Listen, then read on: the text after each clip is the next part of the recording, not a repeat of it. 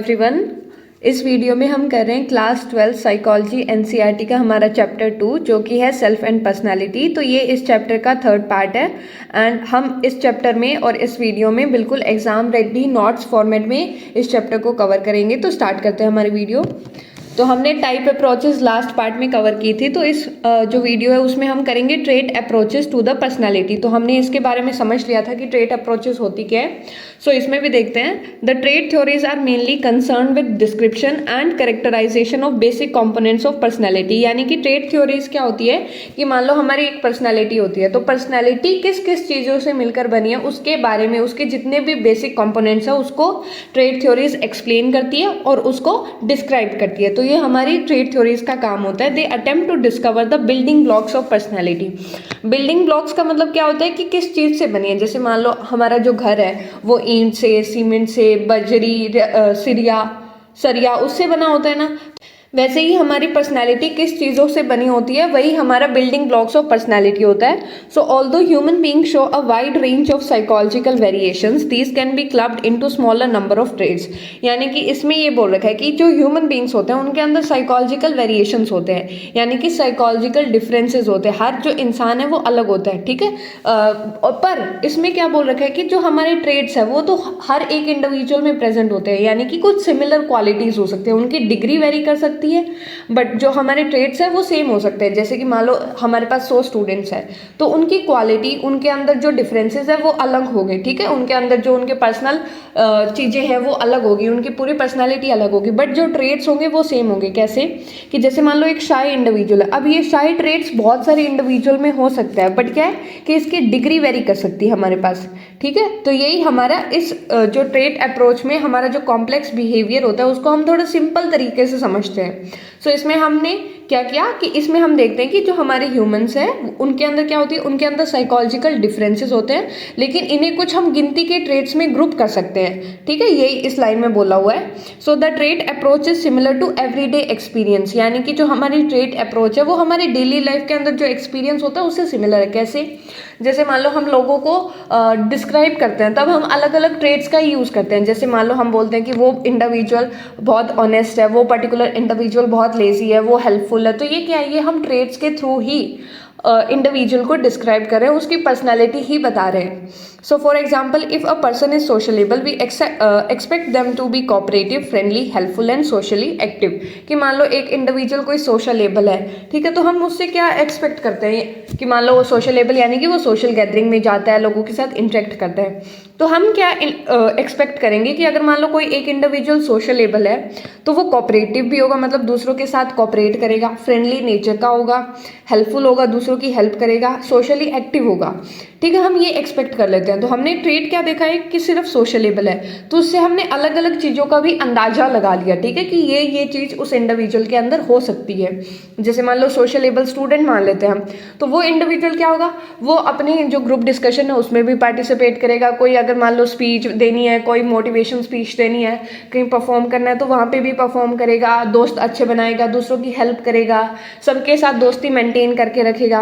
तो एक ट्रेट हमें बिहेवियर का पैटर्न बताता है कि एक इंडिविजुअल किस तरह से बिहेव करेगा, ठीक है।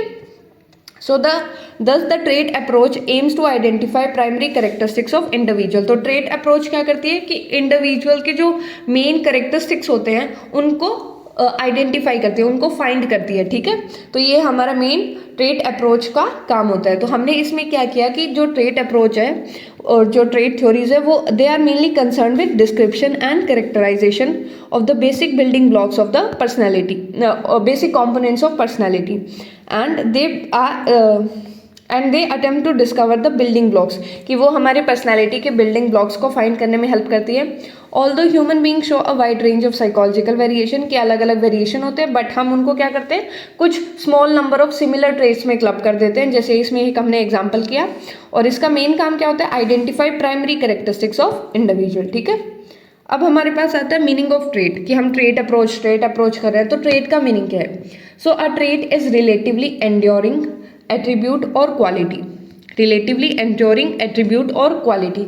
इसका मतलब क्या है कि जो हमारा ट्रेट होता है वो टेम्परेरी नहीं होता, वो लंबे स्टेबल टाइम के लिए होता है। एंड्योरिंग, रिलेटिवली एंड्योरिंग का यही मतलब है कि वो टेम्परेरी नहीं है, वो लंबे समय तक है, ठीक है, एक लॉन्ग और स्टेबल टाइम तक है, लॉन्ग एंड स्टेबल क्वालिटी होती है, ठीक है, एक इंडिविजुअल की, उसको हम ट्रेट बोलते हैं। सो ट्रेट क्या है? It is a relatively enduring attribute और क्वालिटी, ठीक है। It represents a dimension on which individual differ from one another. कि ट्रेट क्या रिप्रेजेंट करता है? ये एक डायमेंशन है जिसमें लोग एक दूसरे से अलग होते हैं। जैसे मान लो एग्जांपल लेते हैं हम कि ऑनेस्टी है, हमने क्या एग्जांपल लिया? ऑनेस्टी। तो ऑनेस्टी क्या है? हमारा एक ट्रेट है, बट इसी ट्रेट पे लोग अलग अलग हो सकते हैं। मान लो कोई इंडिविजुअल वो इस ट्रेट पे लो हो सकता है, कोई इस ट्रेट पे हाई हो सकता है, कोई इसके बीच में भी आ सकता है, मतलब कभी कभी ऑनेस्ट होता है, कभी नहीं होता। तो इस तरह से क्या मॉडरेट, तो क्या होता है कि यही एक जो ट्रेट है वो हमारी एक डायमेंशन होती है जिसपे लोग अलग अलग होते हैं, ठीक है। जैसे ऑनेस्टी हो गया, कॉन्फिडेंस, मान लो कॉन्फिडेंस, किसी का स्ट्रॉन्ग कॉन्फिडेंस होगा, कोई इतना कॉन्फिडेंट नहीं होगा। तो एक ट्रेट पे इंडिविजुअल्स डिफर कर रहे हैं। So trait include a range of behaviour that are activated depending upon the situational demands. की सिचुएशन के अकॉर्डिंग हमारे ट्रेट्स क्या होते हैं? एक्टिवेट होते हैं। जैसे मान लो एक इंडिविजुअल है, वो पोलाइट है, ठीक है, उसका ट्रेट क्या है? पोलाइट होना। अब ये पोलाइट होना भी अलग अलग डिग्री में बाहर आ सकता है। कैसे? जैसे मान लो एक इंडिविजुअल, यही जो इंडिविजुअल जो पोलाइट है वो टीचर के सामने क्या होगा? ज़्यादा पोलाइट होगा। यही अपने फ्रेंड्स होंगे तो फ्रेंड्स के सामने वो थोड़ा रिलैक्स होगा। तो ट्रेट क्या है? पोलाइटनेस होना। बट सिचुएशन के अकॉर्डिंग वो ट्रेट एक्टिवेट हुआ। जैसे टीचर है तो टीचर के सामने वो थोड़ा ज़्यादा पोलाइट होगा, फ्रेंड्स के सामने थोड़ा ऐसे रिलैक्स फील करेगा कि हाँ मेरे को ऐसे करने की इतनी नीड नहीं है।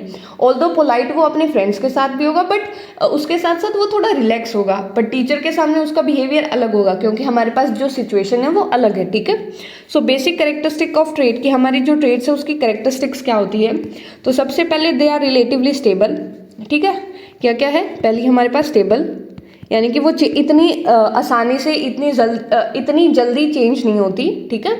दूसरा हमारे पास क्या है? जनरली कंसिस्टेंट अक्रॉस सिचुएशन, यानी कि हर ज़्यादातर सिचुएशन में कंसिस्टेंट रहती है, यानी कि ज़्यादातर सिचुएशन में वो ट्रेट हमें दिखेगा। जैसे मान लो एक इंडिविजुअल ऑनेस्ट है तो वो घर पे भी ऑनेस्ट होगा, अपने स्कूल में भी ऑनेस्ट होगा, ऑफिस में, हर जगह क्या होगा? ऑनेस्टी का ट्रेट शो करेगा। ऑल्दो वो वेरिएशन हो सकता है, डिग्री में वेरिएशन हो सकता है, जैसे हमने इसमें किया कि पोलाइटनेस में डिग्री में वेरिएट कर सकता है, बट जो ट्रेट है वो तो शो करेगा ही, ठीक है। तो दूसरा क्या है कि the traits are consistent across situation, ठीक है, कंसिस्टेंट होता है। तीसरा हमारे पास क्या है? Vary in strength and combination across individual leading to individual differences in personality. तो यहाँ पे इंडिविजुअल डिफरेंसेस इन पर्सनैलिटी लिखा हुआ है, ठीक है। सो इसका मतलब क्या है कि जो ट्रेट्स की स्ट्रेंथ होती है और कॉम्बिनेशन होती है वो हर एक इंडिविजुअल के लिए अलग अलग होती है। मान लो कि सेम ट्रेट्स हो सकते हैं बट उसका डिफरेंट मिक्स हो सकता है। जैसे मान लो कि एक ट्रेट हमारे पास कॉन्फिडेंट है, एक इंडिविजुअल हुआ फर्स्ट, तो वो कॉन्फिडेंस प्लस क्या है? वो फ्रेंडली नेचर का है, ठीक है। दूसरा क्या है? कॉन्फिडेंट प्लस हॉस्टाइल नेचर का है। तो इससे क्या होगा कि मान लो ट्रेड्स तो हमारे पास कॉन्फिडेंट दोनों में ही है, बट उनका कॉम्बिनेशन अलग हो गया, उनकी स्ट्रेंथ अलग हो सकती है। मान लो ए थोड़ा ज़्यादा कॉन्फिडेंट हो, बी थोड़ा कम कॉन्फिडेंट हो, तो उनकी स्ट्रेंथ और उनका कॉम्बिनेशन मतलब अलग अलग कॉम्बिनेशन में हो सकता है। जैसे एक हमारा कॉन्फिडेंट प्लस फ्रेंडली हो गया, दूसरा हमारे पास कॉन्फिडेंट प्लस हॉस्टाइल हो गया, तो इन दोनों का कॉम्बिनेशन अलग हो गया, इन दोनों की स्ट्रेंथ अलग अलग हो सकती है, ठीक है। जिसके कारण क्या आते हैं? इंडिविजुअल डिफरेंसेस आते हैं पर्सनैलिटी में। उसी के कारण हम एक इंडिविजुअल की पर्सनैलिटी दूसरे इंडिविजुअल से अलग होगी। तो हमने क्या किया इसमें? हमने मीनिंग ऑफ ट्रेट समझा, यानी कि एक इंडिविजुअल की ऐसी क्वालिटीज़ और ऐसे एट्रीब्यूट्स जो लंबे समय तक रहते हैं और जो स्टेबल होते हैं, ठीक है। दूसरा हमने क्या किया कि ये एक डायमेंशन को रिप्रेजेंट करता है in which individual differ from one another, जिसमें हमने किया कि मान लो हमारे पास क्या है कि हमारे पास ऑनेस्टी एक ट्रेट है, ठीक है, ऑनेस्टी एक ट्रेट है और उस पर इंडिविजुअल अलग अलग हो सकते हैं, ठीक है। So trait include a range of behaviour activated depending on situational demands, कि वो सिचुएशन के अकॉर्डिंग जो ट्रेट्स है वो एक्टिवेट होंगे। फिर हमने कैरेक्टरिस्टिक्स की, पहला क्या है कि स्टेबल होता है, दूसरा क्या है कंसिस्टेंट होता है, तीसरा क्या they vary in strength and combination leading to individual differences in the personality. तो ये अभी तक हमने किया है। सो एक बार फिर से देखते हैं कि हमने स्टार्टिंग में क्या किया। हमने मीनिंग ऑफ ट्रेट अप्रोच समझा, फिर हमने मीनिंग ऑफ ट्रेट किया, अभी हमने बेसिक कैरेक्टरिस्टिक्स ऑफ ट्रेट्स किए, ठीक है। अब हमारे पास आती है मेजर ट्रेट थ्योरीज। तो इसमें सबसे पहले हमारे पास है एल्पोर्ट्स ट्रेड थ्योरी, ठीक है। सो कंट्रीब्यूशन ऑफ, इसको हमने सब हेडिंग में डिवाइड किया। जैसे अगर हम बुक में देखेंगे तो हमारे पास सिंपली एक पैराग्राफ टाइप में दे रखा है, बट हम क्या करेंगे, हम उसको सब हेडिंग बना के करेंगे ताकि थोड़ा रिकॉल करने में ईजी हो हमें। So Gordon Allport is consider the pioneer of trait approach. Pioneer का मतलब क्या होता है कि जिसने सबसे पहले शुरुआत की हो, ठीक है, किसी चीज़ की स्टार्टिंग की हो। तो गॉर्डन एल्पोर्ट ने क्या किया, हमारी जो ट्रेड थ्योरीज थी उसकी शुरुआत की थी, ठीक है। And he propose that individual possesses a number of dynamic traits. अब इसका मतलब क्या है कि उन्होंने ये बोला कि जो इंडिविजुअल्स होते हैं, जो पर्सन्स होते हैं, उनके अंदर अलग अलग तरह के डायनामिक ट्रेड्स होते हैं। डायनामिक ट्रेड्स यानी कि एक्टिव ट्रेड्स। ये ट्रेड सिर्फ नाम के लिए नहीं है बल्कि हमारे बिहेवियर को इन्फ्लुएंस करते हैं, इसलिए इनको डायनामिक ट्रेड्स बोला है, ठीक है। डायनामिक ट्रेड्स यानी कि जो हमारी पर्सनैलिटी में कुछ इन्फ्लुएंस डालेंगे, हमारी पर्सनैलिटी, हमारे बिहेवियर को शेप करेंगे। So traits determine behavior in such a way that individual approach different situation with similar plans.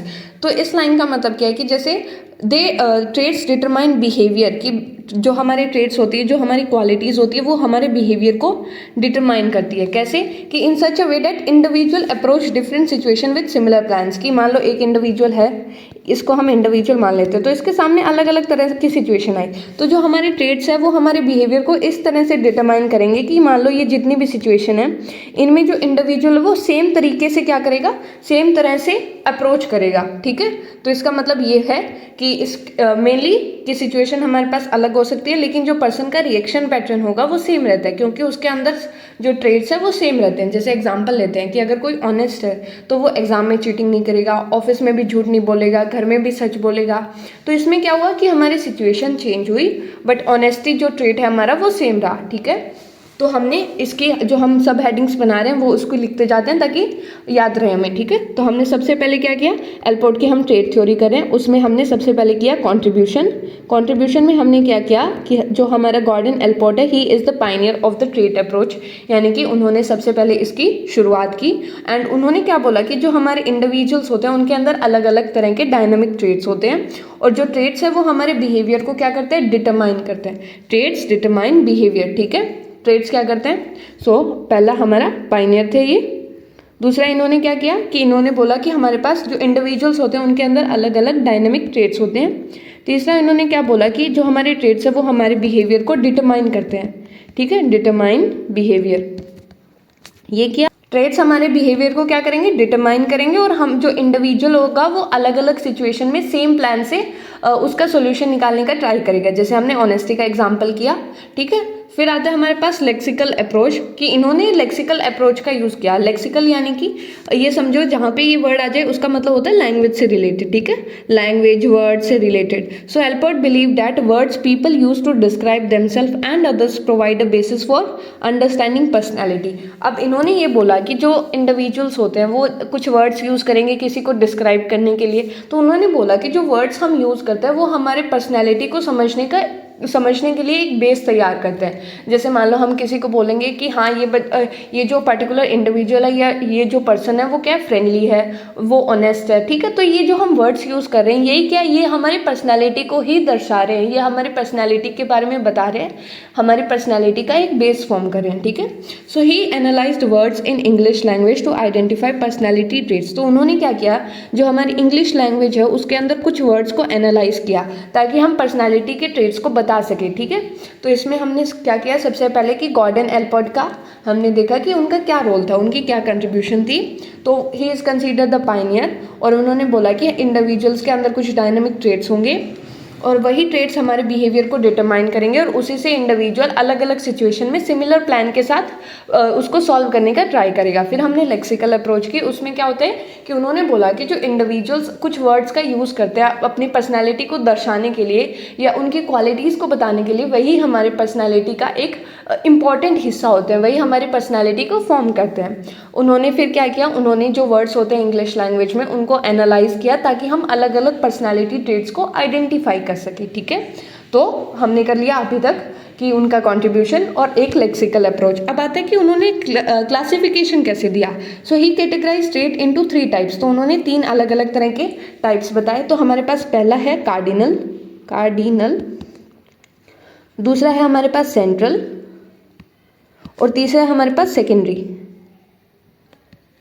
अब इनको ऐसे समझ लो कि कार्डिनल है वो हमारी एक इंडिविजुअल की ओवरऑल, मतलब एक इंडिविजुअल उसी पर्सनालिटी उन्हीं ट्रेड्स के थ्रू जाना जाएगा, ठीक है। मतलब उसको अगर हम जानते हैं तो उस पर्टिकुलर एक क्वालिटी के कारण जानते हैं। सेंट्रल क्या होता है, उससे कम थोड़ी, मान लो प्रेफरेंसेस, और सेकेंडरी बिल्कुल ही मतलब लास्ट में कुछ उसकी लाइक्स और डिसलाइक्स होते हैं वो, ठीक है। तो इसमें ऐसे मान सकते हैं कि जो हमारा कार्डिनल होता है वो पूरी पर्सनैलिटी को बताएगा, सेंट्रल होता है वो हमारी पूरी पर्सनैलिटी में से कुछ हमारे जैसे ट्रेड्स होते हैं उसको बताएगा, और जो सेकेंडरी होता है वो बिल्कुल हमारी छोटे छोटे लाइक्स और डिसलाइक्स के बारे में बताता है। तो इसको हम इस तरह से याद कर सकते हैं। सो कार्डिनल ट्रेड्स का मतलब क्या होता है, हाईली जनरलाइज्ड डिस्पोजिशन, यानी कि हाईली का मतलब क्या होता है, बहुत ज़्यादा, ठीक है। जनरलाइज्ड का मतलब क्या है कि हर सिचुएशन में दिखने वाला, और हमारा जो डिस्पोजिशन है उसका मतलब होता है कि एक मान लो टेंडेंसी एक इंडिविजुअल की, यानी कि वो कैसे रिएक्ट करेगा। तो इसका मतलब क्या हो गया कि कोई इंडिविजुअल है वो हर सिचुएशन में उसी तरह से मेनली एक्ट करता है। So highly generalised disposition, highly बहुत ज़्यादा, जनरलाइज्ड यानी कि हर सिचुएशन में दिखने वाला, डिस्पोजिशन यानी कि अ टेंडेंसी, और या फिर रिएक्ट करना या फिर रिस्पॉन्ड करना, इस तरह से हम इसको बोल सकते हैं, ठीक है। सो फिर आता है हमारे पास dominate and shape a person's entire life, यानी कि ये जो ट्रेड्स होते हैं वो पूरे जो हमारा जो लाइफ साइकिल होता है या हमारा पूरा जीवन होता है उसको डोमिनेट करते हैं और उसको शेप करते हैं। जैसे एग्जांपल देखो कि गांधी इज नॉन वायलेंस। अब हम क्या बोलते हैं कि अगर कोई नॉन वायलेंस भी करता है तो हम ये बोलते हैं कि ये गांधीयन प्रिंसिपल पे चल रहा है ना, ये बोलते हैं। तो हमने क्या किया, जो एट्रीब्यूट्स थे गांधी जी के वो इतने ज़्यादा एसोसिएटेड है उनकी लाइफ से कि हमने उससे रिलेट कर दिया। अब उनकी पूरी पर्सनैलिटी है वो उसी ट्रेड्स के थ्रू जानी जाती है। तो हम गांधी का नाम लेते हैं तो ये बोलते हैं कि वो नॉन वायलेंस के फेवर में थे, और अगर कोई नॉन वायलेंस को फेवर करता है तो हम ये बोलने लग जाते हैं कि हाँ he is following the Gandhian principle, ठीक है। और ऐसे हिटलर का नाजिज्म, तो उन्होंने मान लो कोई इतना खड़ूस होता है, कोई रूड होता है, तो हम क्या बोलते हैं ये बहुत हिटलर टाइप की पर्सनैलिटी है इसकी। तो जो उनकी पूरी पर्सनैलिटी थी वो उस पर्टिकुलर ट्रेड्स के थ्रू जानी जा रही है। तो एक इंडिविजुअल की पूरी लाइफ उन्हीं ट्रेड्स के अराउंड रिवॉल्व, जो ट्रेड्स होते हैं वो एक इंडिविजुअल के नाम से ही जुड़ जाते हैं, ठीक है। जैसे गांधी का अहिंसा, हिटलर का नाजिज्म, ठीक है। फिर हमारे पास नेक्स्ट है सेंट्रल ट्रेड्स।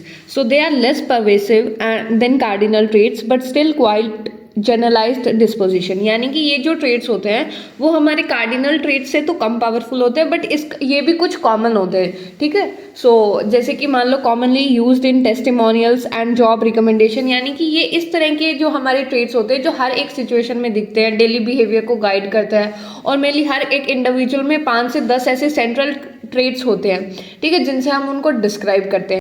तो जैसे वार्म, सिंसियर, डिलीजेंट, तो ये क्या हो गई, ये कुछ ऐसे ट्रेड्स हैं जो एक इंडिविजुअल की पर्सनालिटी को हम डिस्क्राइब करते हैं। मतलब एक इंडिविजुअल के अंदर 5 से ऐसे 10 ट्रेड्स होंगे जिसके थ्रू हम उस इंडिविजुअल को डिस्क्राइब करेंगे।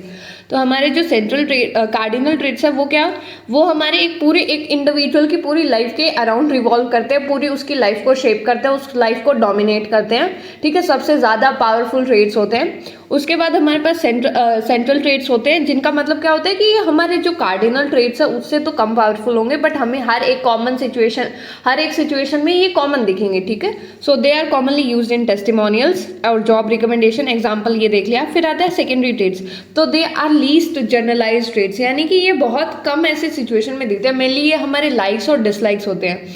तो ये क्या है, ये हम हर सिचुएशन में थोड़ी बताएंगे, ठीक है। सो ये जो ट्रेड्स होते हैं वो सिचुएशन स्पेसिफिक प्रेफरेंस होती है। जैसे किसी को मैंगोज पसंद है, किसी को एथनिक क्लॉथ्स पसंद है, तो ये हमारे सेकेंडरी ट्रेड्स में आएंगे। तो हमने किया सेंट्रल ट्रेड्स, उसके बाद में हम सबसे पहले हमने किया कार्डिनल ट्रेड्स, उसके बाद में हमने किया सेंट्रल ट्रेड्स, और उसके बाद में सेकेंडरी ट्रेड्स।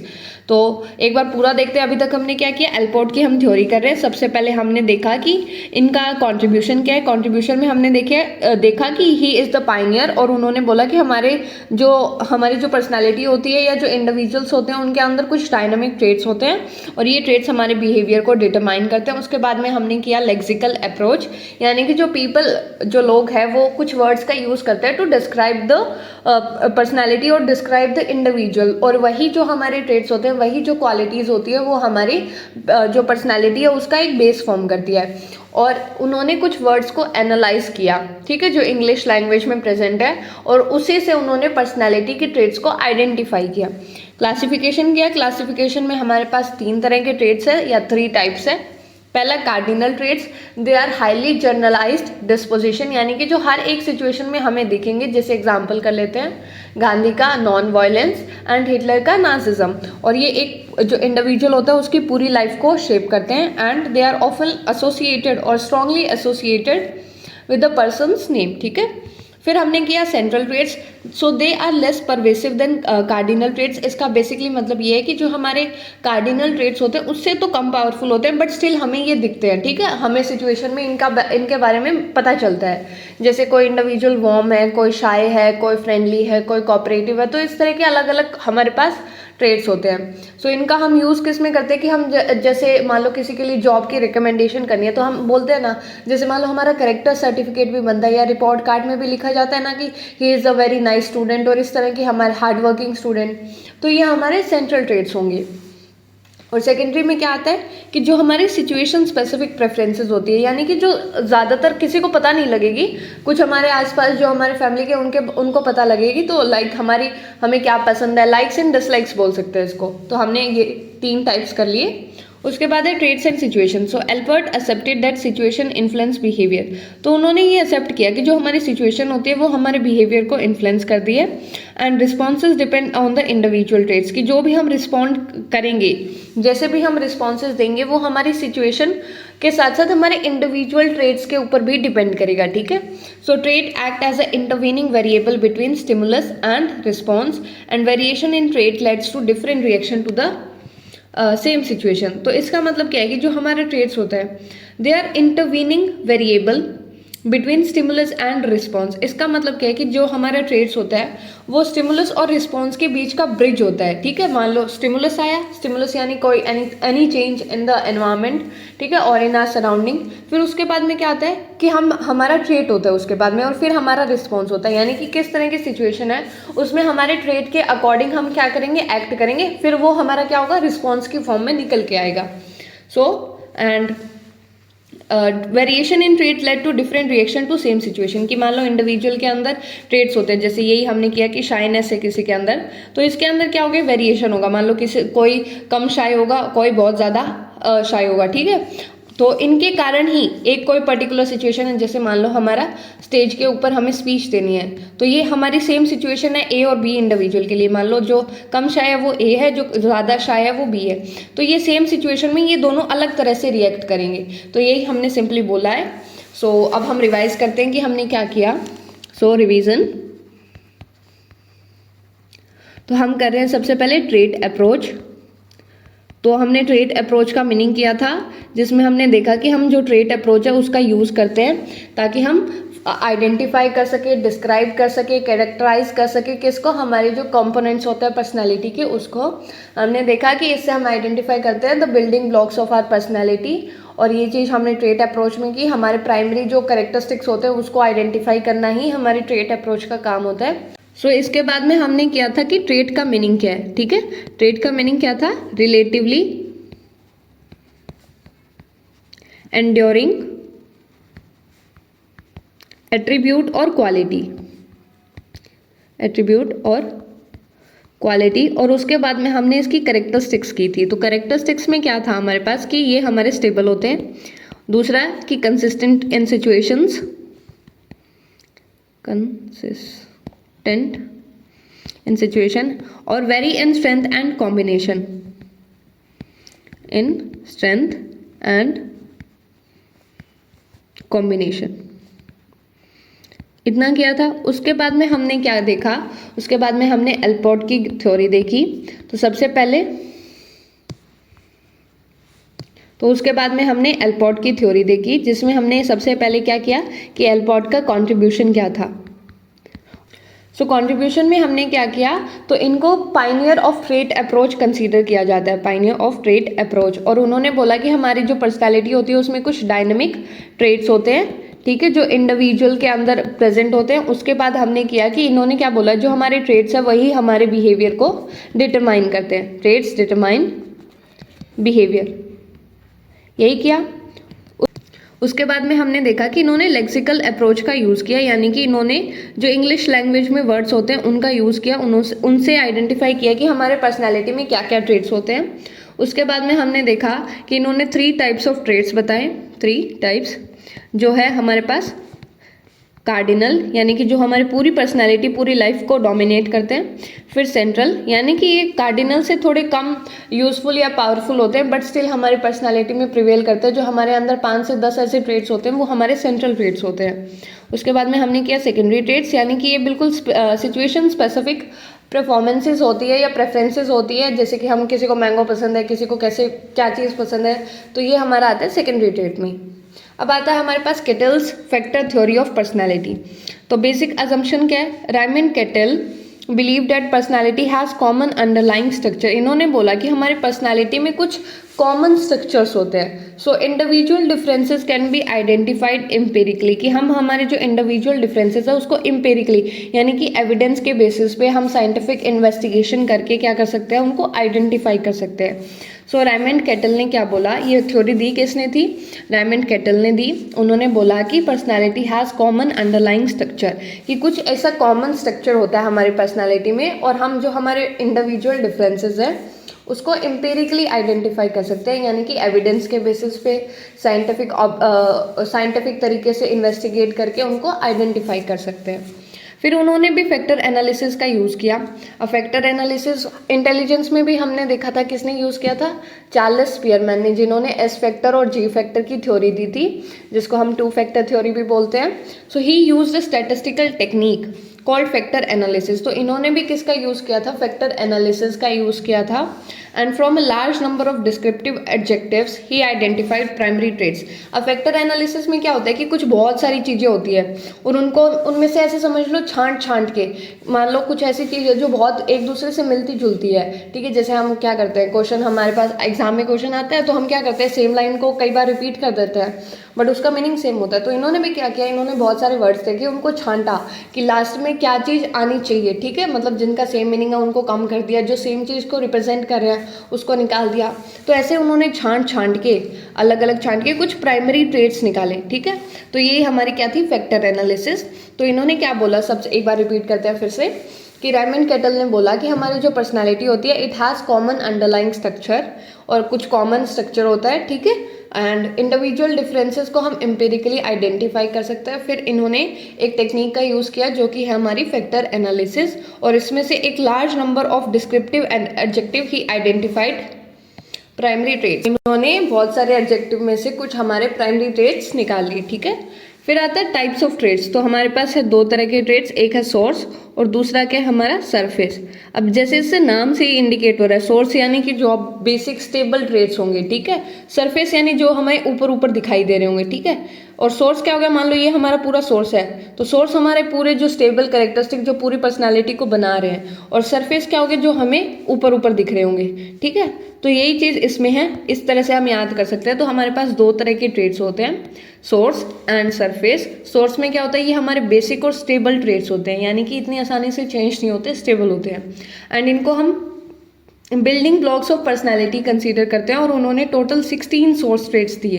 कितने, टोटल 16 सोर्स ट्रेट्स दिए, ये हमें ध्यान रखना है। सरफेस ट्रेट क्या होता है, it result from combination of source traits, के अलग अलग सोर्स ट्रेट्स को हमने कंबाइन करके क्या कर दिया, एक अलग तरह का हमने ट्रेट निकाल दिया। तो ये कम स्टेबल होते हैं और इनको हम ऑब्जर्व कर सकते हैं, ठीक है। तो they result from combination of source traits, and जो हमारे सोर्स ट्रेट होते हैं वो हमारे बेसिक स्टेबल ट्रेट्स होते हैं, ठीक है। ये चीज़ हमें ध्यान रखनी है, ठीक है। सरफेस ये समझ लो कि हमें एक इंडिविजुअल की पर्सनालिटी से बाहर क्या प्रतीत हो रहा है, सिंपली वो हमारा सरफेस ट्रेट होगा। और सोर्स क्या होगा, एक्चुअली जिससे हमारी पर्सनालिटी बनी होगी, ठीक है। ये हमारे कम स्टेबल होते हैं और इनको हम ऑब्जर्व कर सकते हैं। और जो हमारे सोर्स ट्रेट्स है वो क्या है, वो स्टेबल है, बिल्डिंग ब्लॉक्स ऑफ पर्सनालिटी है। टोटल उन्होंने 16 हमारे पास सोर्स ट्रेट्स प्रोवाइड किए, ठीक है।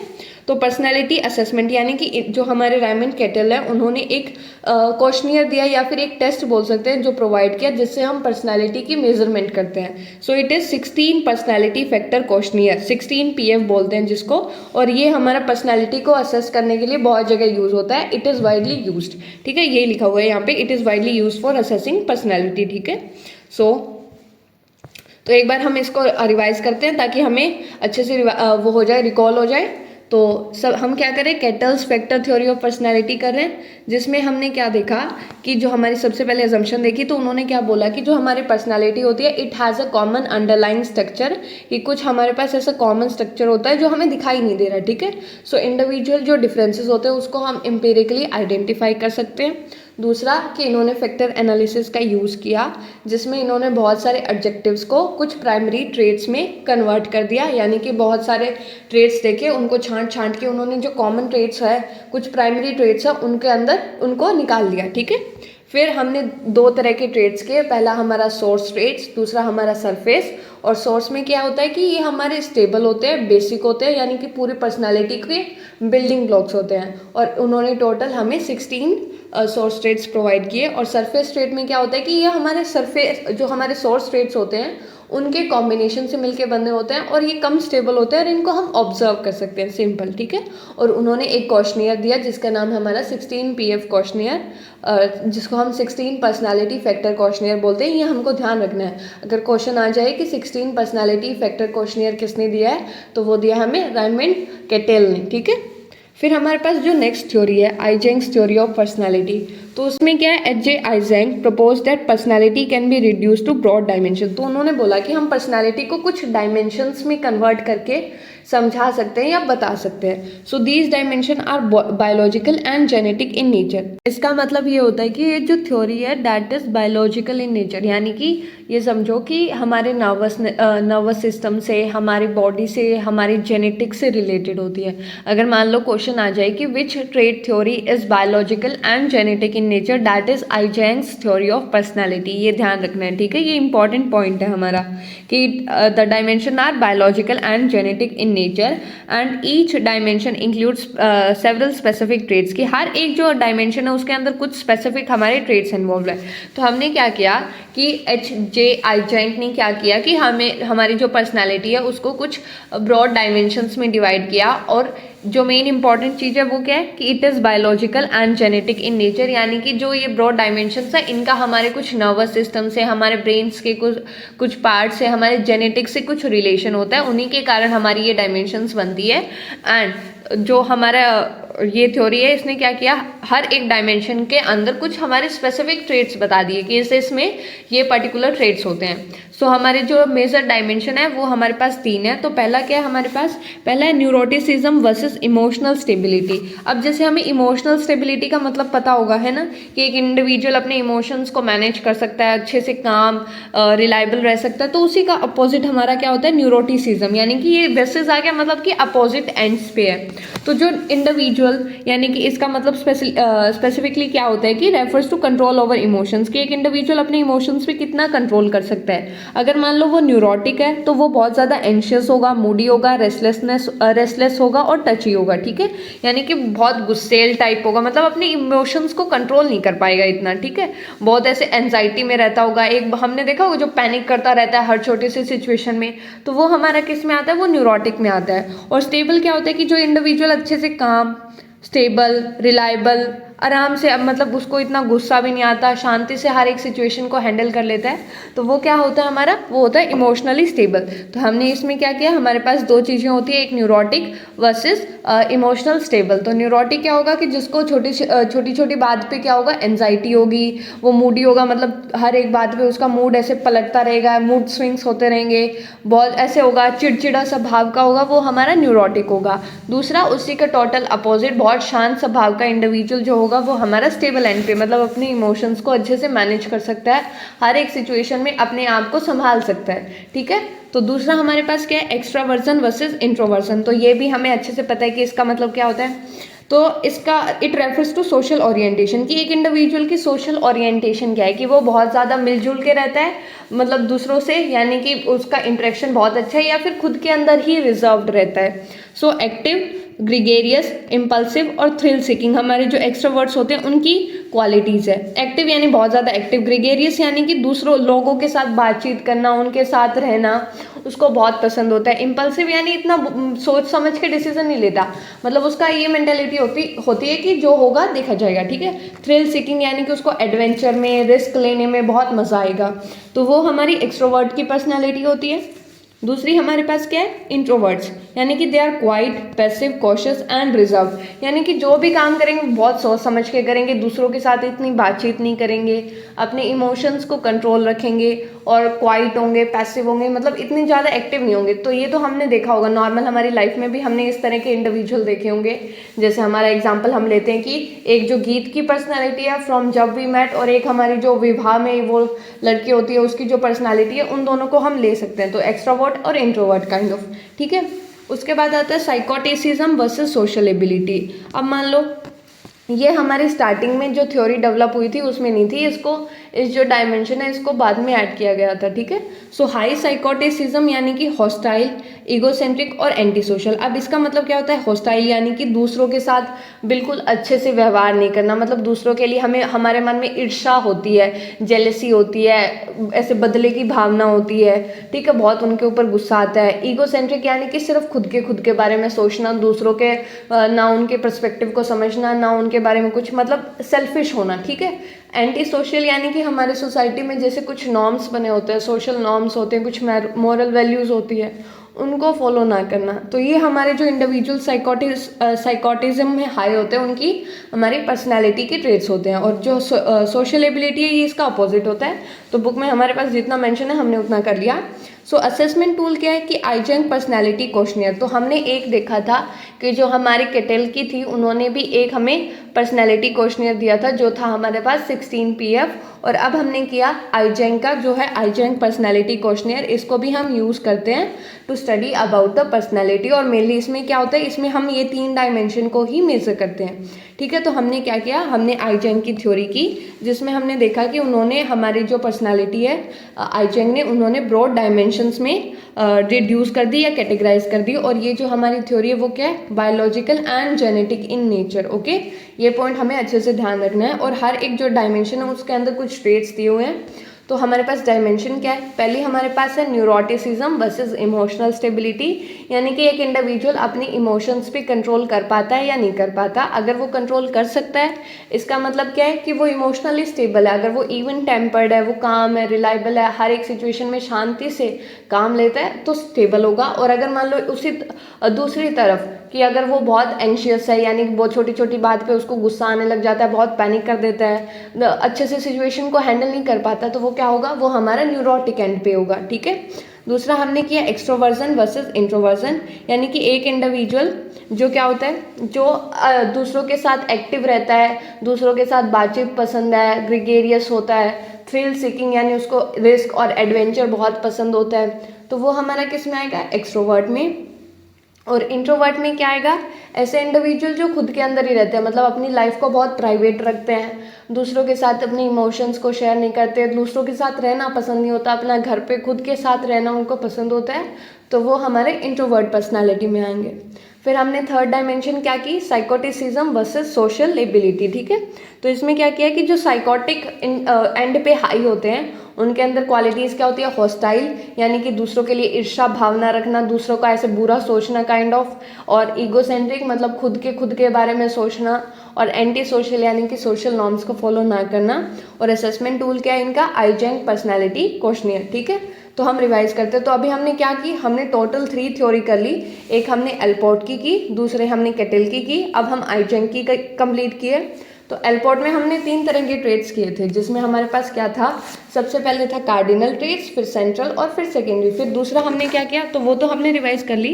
तो अब हम क्या रिवाइज करेंगे, अब हम केटेल की थ्योरी रिवाइज करेंगे और आइजेंक की करेंगे, ठीक है। केटेल, तो इसमें हमने सबसे पहले क्या देखा कि उन्होंने बोला कि जो हमारी पर्सनालिटी होती है उसके अंदर हमारे कुछ कॉमन अंडरलाइंग स्ट्रक्चर्स होते हैं, ठीक है, ये हमने किया।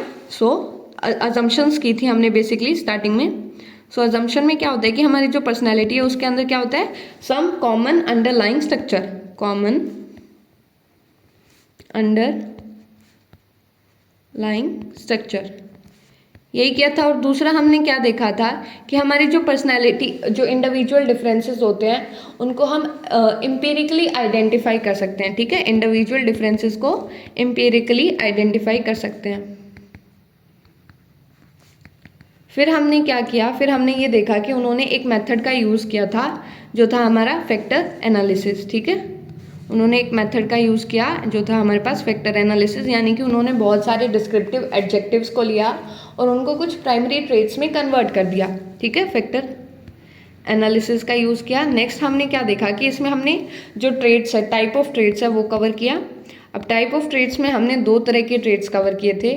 पहला हमारे पास क्या था, पहला था हमारे पास सोर्स ट्रेट्स, जिसमें हमने देखा कि जो ये हमारे बेसिक और स्टेबल ट्रेट्स होते हैं, बिल्डिंग ब्लॉक्स ऑफ पर्सनालिटी होते हैं, और कितने ट्रेट्स हैं हमारे पास, टोटल 16 सोर्स ट्रेट्स हैं। और दूसरा हमने क्या किया, दूसरा हमने देखा सरफेस ट्रेट्स, यानी कि हमारे पास कुछ जो सोर्स ट्रेट्स होते हैं उनके कॉम्बिनेशन से सरफेस ट्रेट्स बनते हैं और ये लेस स्टेबल होते हैं और इनको हम ऑब्जर्व कर सकते हैं। फिर एक हमने देखा कि इन्होंने 16 PF क्वेश्चनियर दिया। ठीक है, तो ये हमने रैमन केटल की जो थ्योरी है, फैक्टर थ्योरी, उसको कवर किया। अब जो हमारे पास नेक्स्ट थ्योरी है वो किसकी हमने की, अभी हमने की आइजेंक की थ्योरी, आइजेंक्स थ्योरी। तो इसमें हमने जो सबसे इम्पॉर्टेंट चीज़ है वो क्या की कि ये जो थ्योरी है हमारी, ये biological and genetic in nature है। तो ये चीज़ हमें अच्छे से ध्यान रखनी है, biological and genetic in nature. और हमने क्या देखा कि जो आइजेंक है उन्होंने हमारी जो पर्सनैलिटी है उसको कुछ ब्रॉड डायमेंशंस में कवर किया है और हर एक जो डायमेंशन है उसके अंदर कुछ स्पेसिफिक ट्रेट्स दिए हैं। तो हमने सबसे पहले क्या देखा, सबसे पहले हमने जो किया वो था न्यूरोटिसिज्म वर्सेस इमोशनल स्टेबिलिटी, यानी कि ये दोनों अपोजिट एंड पे है। ठीक है, इमोशनल स्टेबिलिटी यानी कि एक इंडिविजुअल अगर काम है, इवन टेम्पर्ड है, तो वो हमारा इमोशनल स्टेबल होगा, और अगर न्यूरोटिक है तो उसमें किस तरह की क्वालिटीज़ होगी, जैसे एंशियस, रेस्टलेस, टची, मूडी, इस तरह की क्वालिटी होगी। दूसरा हमने क्या देखा, दूसरा हमने एक्स्ट्रावर्जन वर्सेस इंट्रोवर्जन किया, यानी कि ये दोनों भी अपोजिट एंड पे है, एक्स्ट्रावर्जन वर्सेस इंट्रोवर्जन। तो एक्स्ट्रोवर्ट जो क्या होता है, एक्टिव होता है, ग्रिगेरियस होता है, थ्रिल सीकिंग होता है, जिसको फन लविंग होता है, ठीक है, दूसरों के साथ में इंटरेक्ट करता है। और इंट्रोवर्जन क्या होता है कि जो बहुत काम होता है, बहुत ऐसे रिजर्व्ड होता है, तो वो हमारी जो पर्सनैलिटी होती है, मतलब इंट्रोवर्ट होता है कि मतलब दूसरों की कंपनी इंजॉय नहीं करता, खुद के साथ रहना पसंद करता है, उसको इतना बातचीत करना, इतनी इंटरेक्शन करना, ऐसे फन लविंग नहीं होता, ठीक है, पैसिव होता है, तो वो हमारा इंट्रोवर्जन होता है। तीसरी हमने एक और की जिसको बाद में ऐड किया था, वो क्या थी हमारी, साइकोटिसिज्म वर्सेस सोशल एबिलिटी। तो हमारी जो बुक में एक्सप्लेन किया है वो क्या किया है कि साइकोटिक, अगर एक इंडिविजुअल बहुत ज़्यादा साइकोटिक होगा तो उसमें किस तरह की क्वालिटीज़ होगी, वो होगी हॉस्टाइल होगा, ईगोसेंट्रिक होगा, और क्या होगा कि वो अपने बारे में मतलब सोचेगा, सिर्फ दूसरों के बारे में नहीं सोचेगा, और एंटी सोशल होगा। ठीक है, और सोशल एबिलिटी इसका अपोजिट होता है। और एक हमने एक और चीज़ की, जो इन्होंने एक पर्सनैलिटी क्वेश्चनियर दिया जो बिल्कुल सिंपल है, आइजेंक पर्सनैलिटी क्वेश्चनियर, पर्सनैलिटी को असेस करने के लिए। ठीक है, आइजेंक पर्सनैलिटी क्वेश्चनियर। ठीक है, तो इतना अभी तक हमने कवर कर लिया। और अब हम देखते हैं 5 फैक्टर मॉडल ऑफ पर्सनैलिटी, जिसको हम big 5 factor of model of personality भी बोल सकते हैं। सो इसका ओरिजिन कैसे हुआ, it was developed by Paul Costa and Robert McCrae. ठीक है, ये चीज़ हमें ध्यान रखनी है कि किसने दिया है, Paul Costa and Robert McCrae. So emerge from extensive research on personality traits. तो इसको मतलब बहुत सारी रिसर्च हुई थी, उसके बाद में ये जो हमारा मॉडल है वो निकल के आया है, और इन्होंने 5 बेसिक पर्सनैलिटी फैक्टर्स दिए हैं। तो इसको हम याद कैसे करेंगे, तो हमारे पास 5 फैक्टर है, तो इसको हम याद करेंगे ओशियन से, OCEAN। ठीक है, ओशियन से हम इसको याद करेंगे, बट हमने एक बार इसको लाइन में तो नहीं लगाया, बट इसको याद कर सकते हैं अगर हमें पांचों फैक्टर्स को याद करना है। तो सबसे पहले हमारे पास क्या है, ओपननेस टू एक्सपीरियंस। ऐसे हमारे पास C से क्या है, कॉन्शियसनेस, और हमारे पास E से है एक्स्ट्रावर्जन, A से हमारे पास एग्रीएबलनेस, और N से हमारे पास न्यूरोटिसिज्म। ठीक है, तो ऐसे हम इसको याद कर सकते हैं। सो ओपननेस टू एक्सपीरियंस नाम क्या इंडिकेट कर रहा है कि मान लो कोई न्यू आइडियाज़ है, हम उसके लिए ओपन है, हम रिजिड नहीं है, मतलब अगर हमने एक कुछ परसेप्शन बना ली, हम उसी पे अड़े नहीं रहेंगे, मतलब हम एक्सेप्ट कर सकते हैं दूसरों के आइडियाज़ को। तो यही सिंपल होता है, हम इमेजिनेटिव होते हैं, हम क्यूरियस होते हैं, मतलब हमें अलग अलग चीज़ों को जानने में इंटरेस्ट होता है, हम हमारा जो माइंड सेट है उसको क्या करना चाहते हैं, उसको ब्रॉड करना चाहते हैं, हमारे थॉट पैटर्न्स को ब्रॉड करना चाहते हैं, हमारे पास जितनी व्यूज़ है सिर्फ उतने में हम लिमिटेड नहीं रहना चाहते, तो वो हमारा ओपननेस टू एक्सपीरियंस में आएगा। फिर एक्स्ट्रावर्जन में क्या होता है, एक्स्ट्रावर्जन तो हमें अभी तक पता लग गया होगा कि हम सोशलेबल होते हैं, असर्टिव होते हैं, टॉकेटिव होते हैं, फन लविंग होते हैं। जो इंडिविजुअल इस क्वालिटी में हाई होते हैं वो क्या होते हैं, वो उनके अंदर इस तरह की क्वालिटीज़ होती है। और जो एक्सट्रावर्जन में लोग होते हैं वो क्या होते हैं, वो शाय होते हैं, ठीक है, वो इतना लोगों से इंटरेक्ट नहीं करते। एग्रीएबलनेस में क्या होता है कि जो इंडिविजुअल इस क्वालिटी में हाई होंगे, यानी कि जिसके अंदर ये क्वालिटी ज़्यादा होगी, तो उनके अंदर क्या ट्रेट्स होंगे या क्या क्वालिटीज़ होगी, वो है हमारे पास कोऑपरेटिव, यानी दूसरों के साथ कोऑपरेट करेंगे, केयरिंग, फ्रेंडली एंड नर्चरिंग, यानी कि दूसरों के साथ अच्छा बिहेव करेंगे, दूसरों के साथ कोऑपरेट करके चलेंगे। तो ये कुछ क्वालिटीज़ हैं। और जो इस क्वालिटी में लो होंगे वो क्या होंगे, हॉस्टाइल और सेल्फ सेंटर, मतलब अपने बारे में सोचेंगे, दूसरों से उनको घंटा कुछ फर्क नहीं पड़ता। फिर हमारे पास है न्यूरोटिसिज्म। इसका मतलब क्या होता है, न्यूरोटिसिज्म अभी हमने किया भी था कि अगर मान लो इस क्वालिटी में हाई हैं तो क्या होंगे, वो इमोशनली अनस्टेबल होंगे, ठीक है, मतलब सिचुएशन को अच्छे से हैंडल नहीं कर पाएंगे, एंशियस होंगे, फियरफुल होंगे, मतलब छोटी छोटी सिचुएशन में पैनिक करने का उनका वो रहेगा कि मतलब कोई भी प्रॉब्लम, छोटी सी प्रॉब्लम आ जाए, उनको इतनी एंजाइटी होने लगेगी, इतनी टेंशन होने लगेगी, ठीक है। तो इस अगर एंड पे हाई है तो उनके अंदर वो इमोशनली अनस्टेबल होंगे और एंशियस और फियरफुल होंगे, मतलब हैंडल नहीं कर पाएंगे सिचुएशन को अच्छे से। और अगर मान लो इस ट्रेट पे लो है तो इमोशनली स्टेबल होंगे, ठीक है। फिर हमारे पास आता है कॉन्शियसनेस, ठीक है। तो इसमें अगर वो हाई होंगे इस ट्रेट पे तो वो responsible, dependable and hard working होंगे, ठीक है, मतलब बहुत ज़्यादा हार्ड वर्किंग होंगे, ठीक है, रिस्पॉन्सिबल होंगे। और अगर लो होंगे तो वो क्या होंगे, इम्पल्सिव, यानी कि बहुत जल्दी बिना सोचे समझे कोई भी डिसीजन ले लेंगे। तो ये हमारे पास 5 है, जिसको हमने किससे किया, ओशियन से किया। सिग्निफिकेंस ऑफ 5 फैक्टर मॉडल के, it represents a major theoretical advancement in personality research. कि मान लो जब कोई भी थ्योरी डेवलप होती है किसी भी चीज़ में, तो वो क्या होती है, वो एक उस चीज़ को एक स्टेप एडवांस ही लेके जाती है। So useful for understanding personality across cultures. कि ये जो हमारी थ्योरी है वो हमारी पर्सनालिटी को समझने में हेल्प करती है। अलग अलग हमारे पास कल्चर्स होते हैं, तो उन कल्चर्स के अंदर पर्सनालिटी को समझने में हेल्प करती है। सो ये इसकी सिग्निफिकेंस है। तो हमने इसमें क्या किया, हमने सबसे पहले देखा कि हमारे पास जो ये थ्योरी है वो किसने दी, Paul Costa and Robert McCrae, ठीक है, पॉल कोस्टा एंड रॉबर्ट मैकारे ने ये थ्योरी दी। और इसके अंदर उन्होंने 5 फैक्टर बताए, जिसको हम कैसे याद करेंगे, ओशियन से, ठीक है। सो हमारे पास है ओपननेस टू एक्सपीरियंस, जिसमें क्या होता है, imaginative, curious, open to new ideas, अगर हाई हो तो, ठीक है, लो हो तो क्या होंगे, उसके थॉट्स रिजिड होंगे। फिर हमने किया एक्स्ट्रावर्जन। एक्स्ट्रावर्जन में क्या होता है कि एक इंडिविजुअल सोशलेबल होता है, असर्टिव, अपनी बात बोल सकता है, टॉकेटिव होता है, फन लविंग होता है। और अगर इसी ट्रेट पे वो लो होगा तो वो शाय होगा, ठीक है। फिर हमारे पास है नेक्स्ट एग्रीएबलनेस। तो इसमें क्या होता है कि कोऑपरेटिव, केयरिंग, फ्रेंडली और नर्चरिंग। अगर इस ट्रेट पे कम होगा, लो होगा तो हॉस्टाइल और सेल्फ सेंटर्ड। और न्यूरोटिसिज्म और हमारे पास आता है कॉन्शियसनेस, ठीक है। तो इनके अंदर भी हमारा इमोशनली अनस्टेबल, एंशियस, फियरफुल, इसमें हमारे पास responsible, dependable and hard working, ठीक है। सो ये हमारे सारे ट्रेड्स होते हैं। सो इसको कैसे हमने याद किया, ओशियन से, ठीक है, ऐसे हम इसको याद कर सकते हैं, ठीक है। फिर हमारे पास आता है नेक्स्ट साइकोडायनेमिक अप्रोच। इसमें क्या होता है, ये हमारी एक इम्पॉर्टेंट अप्रोच है और इसको हम ध्यान से पढ़ेंगे, ठीक है। सो इंट्रोडक्शन में करते हैं। तो the psychodynamic approach is highly popular approach to the study of personality. इसमें तो कुछ समझने की बात ही नहीं है कि ये बहुत पॉपुलर अप्रोच है पर्सनालिटी को स्टडी करने के लिए, ठीक है। उसके बाद क्या आता है कि the approach owes largely to the contribution of Sigmund Freud. तो साइकोडायनेमिक अप्रोच है, उसका मेन कंट्रीब्यूटर क्या है कि जिसने ये थ्योरी दी है वो है हमारे पास सिगमंड फ्रॉइड, ठीक है, Sigmund Freud. So Freud was a physician and developed this theory during his clinical practice. तो वो क्या थे, एक फिजिशियन थे, काइंड ऑफ डॉक्टर थे। और उन्होंने क्या किया, जब मान लो वो पेशेंट का ट्रीटमेंट कर रहे थे तब उन्होंने ये थ्योरी डेवलप की। मतलब इतने मास्टरमाइंड थे कि उन्होंने बैठे बैठे ही थ्योरी डेवलप कर दी, कि पेशेंट को देखा और पेशेंट को देख के उन्होंने थ्योरी डेवलप कर दी। So initially he used hypnosis to treat people with physical and emotional problem. Hypnosis क्या होता है कि ये एक ऐसा स्टेट होता है, डीप स्टेट, जिसके अंदर एक इंडिविजुअल बहुत ज़्यादा रिलैक्स फील करता है, जिसमें बहुत ज़्यादा अटेंटिव होता है। तो काइंड ऑफ ये समझ सकते हैं कि तुम मेरे वश में हो रहे हो, काइंड ऑफ दैट स्टेट, जिसमें वो इस चीज़ का यूज़ करता था, ठीक है, कौन, Sigmund Freud, to treat people with physical and emotional problem. जिनको फिजिकल और इमोशनल कुछ प्रॉब्लम्स होती थी तो उनको ट्रीट करने के लिए ही यूज हिप्नोसिस, ठीक है। So he observed that many patient felt relief after talking about their problems. तो उन्होंने क्या ऑब्जर्व किया कि जब हम मान लो पेशेंट को ये बोलते हैं कि आपके मन में जो भी प्रॉब्लम है आप वो बोल दो, तो उनको बहुत रिलीफ फील होता है। ऐसे ही हम करते हैं ना कि जैसे हम सोचते हैं कि अगर मान लो हम किसी से अपनी प्रॉब्लम शेयर कर देंगे तो 50% ऑफ द प्रॉब्लम तो हमारी ऐसे ही सॉल्व हो जाएगी, और ये वर्क करता है। आप जेन्युइनली इस चीज़ को अप्लाई करके देख सकते हैं कि अगर मान लो हमारे पास हम कोई प्रॉब्लम फेस कर रहे हैं और हमने अगर वो प्रॉब्लम किसी को बता दी तो हमारी प्रॉब्लम क्या होगी, वो कम हो जाएगी। तो खुशियाँ बांटने से बढ़ती है और दुख बांटने से कम होता है, ठीक है।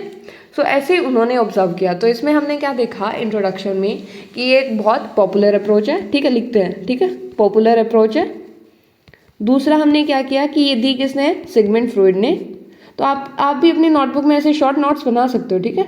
पॉपुलर है, सिगमंड फ्रॉइड ने दिए। तीसरा कि वो क्या थे, वो he was not a psychologist initially, he was a physician, ठीक है, काइंड ऑफ एक डॉक्टर थे जो गोली दवाइयाँ देते थे, ठीक है। और वो स्टार्टिंग में उन्होंने क्या यूज़ किया, उन्होंने हिप्नोसिस एक टेक्निक यूज़ की to treat people with physical and emotional problems, कि जिन लोगों को अलग अलग तरह की प्रॉब्लम्स थी उनको ट्रीट करने के लिए उन्होंने हिप्नोसिस का यूज़ किया। और उन्होंने क्या देखा कि जब पेशेंट्स अपनी बातों को बता देते हैं तो उनको क्या मिलता है, रिलीफ मिलता है आफ्टर दे शेयर एवरीथिंग, ठीक है, फ्रीली, तो उनकी प्रॉब्लम्स कम हो जाती है। तो ये हमने इसका इंट्रोडक्शन किया। अब हमारे पास आते हैं मेथड्स यूज्ड बाय फ्रॉइड। तो मेथड्स जो फ्रॉइड है उन्होंने कुछ मेथड्स यूज़ किए जो इंडिविजुअल्स थे उनकी दिमाग को समझने के लिए या उनकी फंक्शनिंग को समझने के लिए, या उनके दिमाग में क्या चल रहा है, कैसे फंक्शनिंग हो रही है, क्या सोच विचार है, तो उनको समझने के लिए उन्होंने कुछ मेथड्स का यूज़ किया। तो सबसे पहले हमारे पास फ्री एसोसिएशन। इसका मतलब क्या होता है कि जो मुंह में आए बोल दो, ठीक है, कैसा भी मन करे, जैसा मन करे वैसा बोल दो। तो उनके मुताबिक जो भी इंडिविजुअल शेयर करता है उसका कुछ ना कुछ मीनिंग होता है, वो उसके दिमाग में कुछ ना कुछ चल रहा होता है, तभी वो पर्टिकुलर थॉट पर्टिकुलर वर्ड उसके दिमाग में आया, तभी उसने बोला। तो उनका पहला मेथड क्या था, फ्री एसोसिएशन, जो मन में आए बोल दो, ठीक है। इसका सिंपल मतलब ये है, so openly sharing all thoughts feeling and ideas, ठीक है। दूसरा क्या, ड्रीम एनालिसिस, यानी कि जो हमारे सपने होते हैं उनका एनालिसिस करना। तो उन्होंने जो उनके पेशेंट्स थे उनको जो सपने आते थे उनका एनालिसिस किया, ठीक है। और उस एनालिसिस से वो ये देखते थे कि एक इंडिविजुअल के दिमाग में क्या चल रहा है, क्या अनकॉन्शियसनेस में उनके क्या चल रहा है, ठीक है। सो ड्रीम एनालिसिस किया, सपनों को एनालाइज करना। तीसरा analysis of error, forgetting, slip of tongue या जोक्स। अब हम कभी कभी बोलते हैं कि जैसे मान लो हमें कभी सच बोलना होता है और दूसरे इंडिविजुअल को वो बात बुरी लग जाए तो हम ऐसे मजाक में डाल देते हैं ना कि अरे यार मैं तो मजाक कर रहा था। तो सिंपल यही टेक्निक होती है। तो उन्होंने क्या किया, जब भी इंडिविजुअल या जो उनके पेशेंट्स होते थे जब उनको ये बोलते थे वो कि ये मेरा स्लिप ऑफ टंग है या मैंने कुछ गलती कर दी या मैं जोक बोल रहा हूँ, तो वो उस चीज़ का भी एनालिसिस करते थे। क्योंकि हम कभी भी कुछ ऐसे बोलते हैं, कोई बात बोल के हम बोल दे कि मैं तो मजाक कर रहा था, तो उसके अंदर भी एक डीप गहरी रूटेड बात छिपी होती है। तो हमारे पास मेथड्स क्या है, free association, dream analysis and analysis of errors, ठीक है। तो उन्होंने इन 3 तरह के मेथड का यूज़ किया। एक बार रिवाइज करते हैं, ठीक है। सो सबसे पहले ये एक हाईली पॉपुलर अप्रोच है, किसने दी, सिगमंड फ्रॉइड ने दी। और वो क्या यूज़ करते थे, हिप्नोसिस का यूज़ करते थे। और ही वॉज अ फिजिशियन, और वो अपनी जो क्लिनिकल प्रैक्टिस थी उनके उस टाइम पे उन्होंने क्या किया, ये थ्योरी डेवलप की। और उन्होंने ये देखा कि जब वो इंडिविजुअल अपनी बात बोल देते हैं तो उसके बाद उनको बहुत रिलीफ फील होता है। फिर मेथड्स हमारा free association, dream analysis and analysis of errors. फिर आता है लेवल्स ऑफ कॉन्शियसनेस। तो हमारे पास 3 तरह के लेवल्स है, ठीक है। तो पहला क्या है हमारे पास, कॉन्शियस, दूसरा है प्री कॉन्शियस और तीसरा हमारे पास अनकॉन्शियस, ठीक है।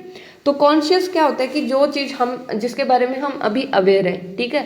मान लो हमारे दिमाग में अभी क्या चल रहा है, हम किस चीज़ के बारे में अभी जानते हैं, वो सारी चीज़ हमारी कॉन्शियसनेस में आएंगी। मतलब जिसके बारे में हम अवेयर है, सिंपली वो कुछ भी हो सकता है, हमारे थॉट्स हो सकता है, हमारी फीलिंग्स हो सकती है, इमोशंस, एक्शन, कुछ भी हो सकते हैं, ठीक है। तो ये हमारा क्या है, ये हमारा कॉन्शियस है। प्री कॉन्शियस क्या है कि अभी हम उसके बारे में अवेयर नहीं है, बट अगर हम उसको ध्यान से अटेंड करेंगे, ध्यान से उसके बारे में सोचेंगे तो क्या होंगे, हम उसके बारे में अवेयर हो सकते हैं। मान लो जैसे एग्जांपल लेते हैं कि थोड़ी देर बाद में ये क्लास क्या होगी, ये प्री कॉन्शियस में चली जाएगी, मतलब आप इसके बारे में अवेयर नहीं रहोगे, ठीक है। नॉर्मली वैसे भी हमारी मेमोरी इतनी नहीं होती है, जब तक हम उसको रिवाइज नहीं करेंगे तो उस टाइम तक हमारे दिमाग में वो चीज़ नहीं बैठेगी। तो रिविजन इज मस्ट। तो लेवल ऑफ कॉन्शियसनेस में पहला क्या है, कॉन्शियस, कि जिसके बारे में अभी हम अवेयर है। यानी मान लो कुछ हमारे दिमाग में ये चल रहा है कि मेरे को पर्टिकुलर सीरीज देखनी है, मेरे को ये पर्टिकुलर शो देखना है, मेरे को इंस्टाग्राम चलाना है, तो ये सारी क्या है, हमारी कॉन्शियसनेस में है। दूसरा क्या है, प्री कॉन्शियस, जिसके बारे में हम अभी अवेयर नहीं है, ठीक है। Mental activity of which people में become aware only if they attend to it closely. अगर वो उसको ध्यान से अटेंड करेंगे तो ही उसके बारे में अवेयर हो सकते हैं, ठीक है। और कॉन्शियस क्या होती है, thought, feeling and action of which people are aware, ठीक है। और उसके बाद हमारा आता है अनकॉन्शियस। तो जो इन हमारे सिगमंड फ्रॉइड थे उनका जो मेन एम्फेसिस था वो किस पे था, वो था अनकॉन्शियस पे। अनकॉन्शियस यानी कि जिसके बारे में जो इंडिविजुअल्स है, मतलब मेंटल एक्टिविटी हो रही है एक इंडिविजुअल के, बट वो उसके बारे में अवेयर नहीं है। तो हमारे जो सिगमंड फ्रॉइड है उनका मेन एम्फेसिस, जो मेन इंपॉर्टेंस जिसको उन्होंने दी थी वो था हमारा अनकॉन्शियस। ठीक है, so it acts as a reservoir of instinctive और एनिमल ड्राइव्स। अब इसका मतलब क्या होता है, रिजर्वॉयर का मतलब क्या होता है कि काइंड ऑफ स्टोर हाउस बोल सकते हैं, ठीक है, ऑफ इंस्टिंक्टिव और एनिमल ड्राइव्स, यानी कि जो हमारी बेसिक अर्जेस हो सकती है, जैसे कि मान लो हंगर, एग्रेशन भी हो सकता है इसमें, हमारा जैसे मान लेते हैं कि सेक्स भी इसी का पार्ट होगा। तो उन्होंने इस चीज़ पे एम्फेसिस दिया कि जो हमारी बेसिक अर्जेस होती है उसका रिजर्वॉयर कौन होता है, हमारा अनकॉन्शियस। कि ये जो सारी चीज़ें होती है वो किस में प्रेजेंट होती है, वो हमारे अनकॉन्शियस में। कि मान लो ऐसी जो चीज़ होती है जैसे फिजिकल इंटीमेसी है, इसके बारे में जो इंडिविजुअल्स है वो इतना ओपनली बात नहीं कर सकते। खासकर हमारी सोसाइटी में तो इतनी, अपनी इंडिया के अंदर इतनी ओपनली बात नहीं हो सकती। और इवन हमारे जो कल्चर है, हमारे जो इंडिया, उसके अंदर सेक्स एजुकेशन भी इतनी प्रेवलेंट नहीं है। तो क्या होता है कि ये जो हमारा अनकॉन्शियस में ये सारी बातें रहती है, तो हमारा अनकॉन्शियस इसी चीज़ का रिजर्वॉयर है, एक स्टोर हाउस है। So store ideas and wishes that are repressed because they can lead to psychological conflict. तो ये जो हमारे इस तरह के आइडियाज़ होते हैं उनको हम क्या कर देते हैं, रिप्रेस कर देते हैं, यानी कि दबा देते हैं। क्योंकि अगर मान लो इसको हम ओपनली एक्सप्रेस करेंगे, ऐसी चीज़ों को, कुछ ऐसे आइडियाज़ जो इंडिविजुअल के दिमाग में चल रहे थे बट वो उसको ओपनली एक्सप्रेस नहीं कर पाता। क्यों नहीं कर पाता, अगर वो उसको ओपनली एक्सप्रेस करेगा तो कुछ साइकोलॉजिकल कॉन्फ्लिक्ट्स हो सकती है, हमारा जो सोसाइटी है वो उसको एक्सेप्ट नहीं कर सकती। ठीक है, so most unconscious conflicts arise from sexual desire that can not be express openly. कि जो हमारी अनकॉन्शियस कॉन्फ्लिक्ट्स है वो सेक्शुअल डिजायर से आती है। Sexual desire is all about the pleasure thing, कि it can be from anything, it can be either from food और it can be either from being physically intimate with the other person.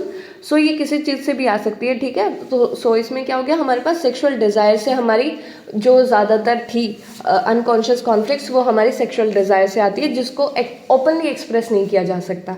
ठीक है, तो unconscious क्या है हमारा, unconscious हमारा जो सबसे ज़्यादा एम्फेसिस जिस पे दिया गया वो था हमारा अनकॉन्शियस। और क्या होता है कि जिसके बारे में इंडिविजुअल्स अवेयर नहीं है तो हम लिखते हैं, ठीक है, नॉट अवेयर। तो हमारा पहली चीज़ आप अपनी नोटबुक में लिख सकते हो कि नॉट अवेयर। दूसरा क्या है, it act as a reservoir of instinctive और एनिमल ड्राइव्स, कि ये एक काइंड ऑफ स्टोर हाउस की तरह एक्ट करता है। और जो हमारे स्टोर आइडियाज़ और विशेस होते हैं वो क्या होते हैं, रिप्रेस्ड होते हैं, दबे होते हैं उसके अंदर। क्यों, क्योंकि अगर उसको हम ओपनली एक्सप्रेस करेंगे तो साइकोलॉजिकल कॉन्फ्लिक्ट्स हो सकती है। And most unconscious conflicts arise from sexual desire that cannot be expressed openly। कि जो ज़्यादातर हमारे अनकॉन्शियस में कॉन्फ्लिक्ट होती है वो सेक्सुअल डिज़ायर्स के कारण होती है, जो कि जिसको हम ओपनली एक्सप्रेस नहीं कर पाते। सो रोल ऑफ अनकॉन्शियस, कि people constantly struggle to either to express unconscious impulsive in socially acceptable ways. अब मान लो जैसे हम कहीं पे जॉब करते हैं और हमें हमारे जो बॉस है उसके ऊपर बहुत गुस्सा आ रहा है, पर हम क्या करेंगे, उसको हम एक्सप्रेस नहीं कर सकते क्योंकि वो सोशली एक्सेप्टेबल नहीं होगा। जिस एनवायरनमेंट में हम हैं वो उस एनवायरनमेंट में सोशली एक्सेप्टेबल नहीं होगा।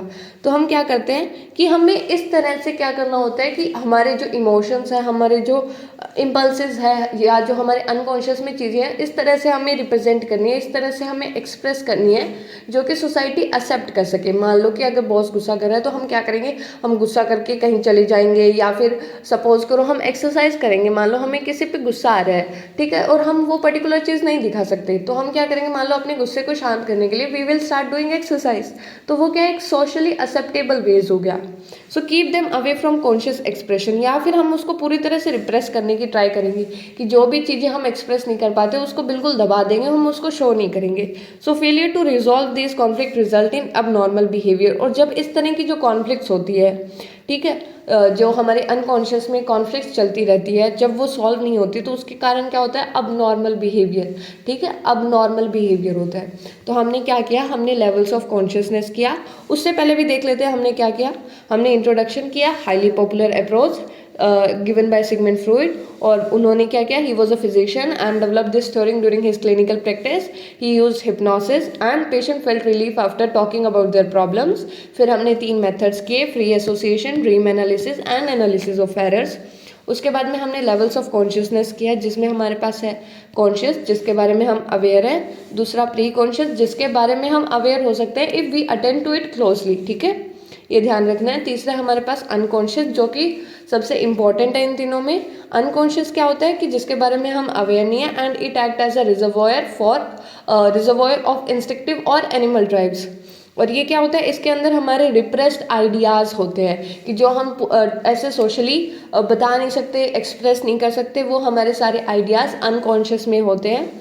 और जो मेनली हमारी अनकॉन्शियस कॉन्फ्लिक्ट्स अराइज होती है वो क्यों होती है, because of the sexual desire it can not be expressed openly, ठीक है। तो इनका मेन जो इनका क्रिटिसिज्म भी बोल सकते हैं यही था कि इन्होंने जो सेक्सुअल एक्सपेक्ट था उसके ऊपर बहुत ज़्यादा एम्फेसाइज किया, ठीक है, उन बाकी चीज़ों पे कम फोकस किया और सेक्सुअल जो एस्पेक्ट है उस पर ज़्यादा फोकस किया। तो ये इनका बाद में जाके क्रिटिसिज्म भी बनेगा, ठीक है। सो रोल ऑफ अनकॉन्शियस क्या होता है कि अनकॉन्शियस का रोल यही है कि या तो हम हमारे अनकॉन्शियस इम्पल्सेस हैं उनको सोशली एक्सेप्टेबल वेज में एक्सप्रेस करें, दूसरा उनको हमारे कॉन्शियस एक्सप्रेशन से दूर रखें, मतलब उनको एक्सप्रेस ही ना करें। और जब ये हमारी अनकॉन्शियस में जो प्रॉब्लम्स है वो सॉल्व नहीं हो पाती तो उसके कारण हमारा अब नॉर्मल बिहेवियर अराइज होता है, ठीक है। अब आता है साइको एनालिसिस। अब साइको एनालिसिस का मतलब क्या होता है, Freud develop psychoanalysis as a therapeutic technique, यानी कि एक थेरेपी की तरह डेवलप किया। अब मान लो जैसे हम थेरेपी होती है हमारे पास, ऐसे ही हमारी एक साइको एनालिसिस की थेरेपी है, जिसमें जैसे हमने मेथड्स किए थे, फ्री एसोसिएशन, ड्रीम एनालिसिस, इस तरह के अलग अलग मेथड्स का यूज़ होता है। तो उन्होंने एक थेरेप्यूटिक टेक्निक डेवलप की साइको एनालिसिस। अब ये होती क्या है कि मान लो किसी के अंदर एबनॉर्मल बिहेवियर है, जो कोई प्रॉब्लम फेस कर रहा है, तो उसको ट्रीट करने के लिए हमारी थेरेप्यूटिक टेक्निक होती है। तो उसी तरह से उन्होंने साइको एनालिसिस डेवलप की। और उनका मेन गोल क्या होता है, उन्होंने बताया कि जो भी हमारी प्रॉब्लम होती है वो अनकॉन्शियस से रिलेटेड होती है, हमारे कुछ थॉट्स रिप्रेस्ड होते हैं। तो इसका मेन गोल ये है कि जो हमारे अनकॉन्शियस में जो भी चीज़ें रिप्रेस हो गई है, रिप्रेस यानी कि जो चीज़ दब गई है, उसको हमें कॉन्शियसनेस में लाना पड़ेगा। And this help individual become more self aware and integrated. और इसी के कारण एक इंडिविजुअल अपने बारे में ज़्यादा जान सकता है, ज़्यादा अवेयर हो सकता है, ठीक है। सो हमने ये कर लिया, लेवल्स ऑफ कॉन्शियसनेस देखा, जिसमें हमारे पास है consciousness, pre consciousness and unconsciousness. और उसके बाद में हमने साइको एनालिसिस देखी। अब हमारे पास आता है स्ट्रक्चर ऑफ पर्सनैलिटी, ठीक है। तो उन्होंने 3 स्ट्रक्चरल एलिमेंट्स बताए पर्सनैलिटी के। पहले हमने क्या किया था, लेवल्स ऑफ कॉन्शियसनेस। अब हमारे पास है स्ट्रक्चर ऑफ पर्सनैलिटी। तो इसमें है id, ego and super ego. And these are concepts not physical structure, कि ये कुछ ऐसे नहीं है कि हमारी बॉडी में कुछ फिजिकली प्रेजेंट है, कि जैसे हमारा ब्रेन प्रेजेंट है वैसे ऐसा कुछ नहीं है। ये सिर्फ कंसेप्ट्स हैं जो उन्होंने दिए थे, ठीक है। ये कोई फिजिकल स्ट्रक्चर नहीं है, ऐसे नहीं है जैसे हमारा लीवर, हार्ट ये प्रेजेंट है, वैसे कुछ नहीं है कि हम कहीं आइडेंटिफाई करने लग जाए, हाँ मेरे लीवर के नीचे ईड प्रेजेंट है, मेरे पैरों में ईगो प्रेजेंट है। तो ऐसे कुछ नहीं होता है, ये सिर्फ कंसेप्ट है, ठीक है। And reside largely in the unconscious, की ज़्यादातर हमारे अनकॉन्शियस में रिसाइड करते हैं। तो स्ट्रक्चर ऑफ पर्सनैलिटी में क्या है, हमारा id, ego and super ego, ठीक है। सो हमारे पास सबसे पहले है ईड। तो स्ट्रक्चर में हमने क्या किया, id, ego and super ego. तो सबसे पहले हम करेंगे id. So it is source of instinctual energy. Instinctual energy मान लो हमारी कुछ इंस्टिंक्ट्स होती है, जैसे कि भूख लगना, प्यास लगना, फिजिकली अट्रैक्शन फील होना, तो ये सारी क्या हमारी इंस्टिंक्ट्स है, जैसे एग्रेशन, गुस्सा आना, तो इंस्टिंक्ट्स है। तो इन सब के लिए जो एनर्जी आती है, इंस्टिंक्चुअल एनर्जी आती है, उसका मेन सोर्स क्या है, हमारा ईड है, ठीक है। So it seeks immediate gratification of primitive needs. Primitive needs जैसे अभी हमने जो कि हमारी कुछ बेसिक नीड्स होती है, ठीक है, हम क्या चाहते हैं कि हमारी जो बेसिक नीड्स है वो तुरंत पूरी हो जाए, मतलब इमीडिएट ग्रेटिफिकेशन चाहते हैं कि अगर मान लो हमें ये चीज़ अभी चाहिए तो अभी पूरा हो जाना, ठीक है। तो इसमें क्या होता है कि it is source of instinctive energy. और दूसरा कि जो हमारी प्रिमिटिव नीड्स होती है उसका हमें इमीडिएट ग्रेटिफिकेशन चाहिए, यानी कि जो भी हमारी नीड्स है, जो भी हमारी रिक्वायरमेंट्स है, हम चाहते हैं कि अभी तुरंत पूरी हो जाए। जैसे एक बच्चा होता है छोटा, तो वो क्या करता है, वो ये नहीं समझता, उसको सब्र करना, पेशेंस करना, वेट करना कुछ नहीं आता। उसको ये चाहिए, मुझको अभी भूख लगे तो मुझको अभी खाना दे दो, बाकी दुनिया जाए भाड़ में, मुझको किसी से कोई फ़र्क नहीं पड़ता, मेरी जो नीड्स है वो अभी सेटिस्फाइड होनी चाहिए, तुरंत के तुरंत, ठीक है। काइंड ऑफ वो जिद होती है। तो ईड हमारा इसी तरह का होता है। So it operates on pleasure principal, कि मुझे जो खुशी मिले बस मुझे वही करना है, प्लेजर प्रिंसिपल पे काम करता है। अगर मान लो मेरे को अभी चॉकलेट खाने से प्लेजर मिलेगा तो मेरे को अभी चॉकलेट खानी है, ठीक है। So it is mainly concern with sexual desire and aggressive impulses. Sexual desire यानी कि मान लो जैसे किसी से अट्रैक्शन फील होना, हमारे फिजिकल नीड्स होना, तो मेनली उससे कंसर्न होता है। और दूसरा एग्रेसिव इम्पल्सेस, गुस्सा, मारना, चिल्लाना, ठीक है, तो ये हो गया। फिर क्या, it does not care for moral values, society और अदर्स। ये मान लो अगर हमें अभी कुछ चीज़ चाहिए तो क्या हम दूसरों की, सोसाइटी की परवाह करेंगे? नहीं करेंगे। हमें कोई वो नहीं है, प्रॉब्लम नहीं है कि मॉरल वैल्यूज जाए कहीं भी, हमें कुछ लेना देना नहीं, जो हमारा मन करे, जैसा हमारा मन करे हमें बस वैसा दे दो, तो वो हमारा ईड में आएगा। सोसाइटी, दूसरों की मॉरल वैल्यूज़ की कोई फिक्र नहीं होती इसमें। And instinctual energy of id is called libido, यानी कि जो एनर्जी होती है ईड की उसको हम क्या बोलते हैं? लिबिडो बोलते हैं, ठीक है। ये चीज़ भी हमें ध्यान रखनी है कि ईड की एनर्जी को हम क्या बोलते हैं? लिबिडो बोलते हैं। And libido is driven mainly by the life instinct, यानी कि जिंदा रहने की जो इंस्टिंक्ट है मेनली उसके ऊपर बेसिस है, जैसे रिप्रोडक्शन, अट्रैक्शन, भूख, प्यास, तो वो इन सब से ही निकल के आती है। लिबिडो किससे निकलता है? हमारी लाइफ इंस्टिंक्ट से निकल के आते हैं।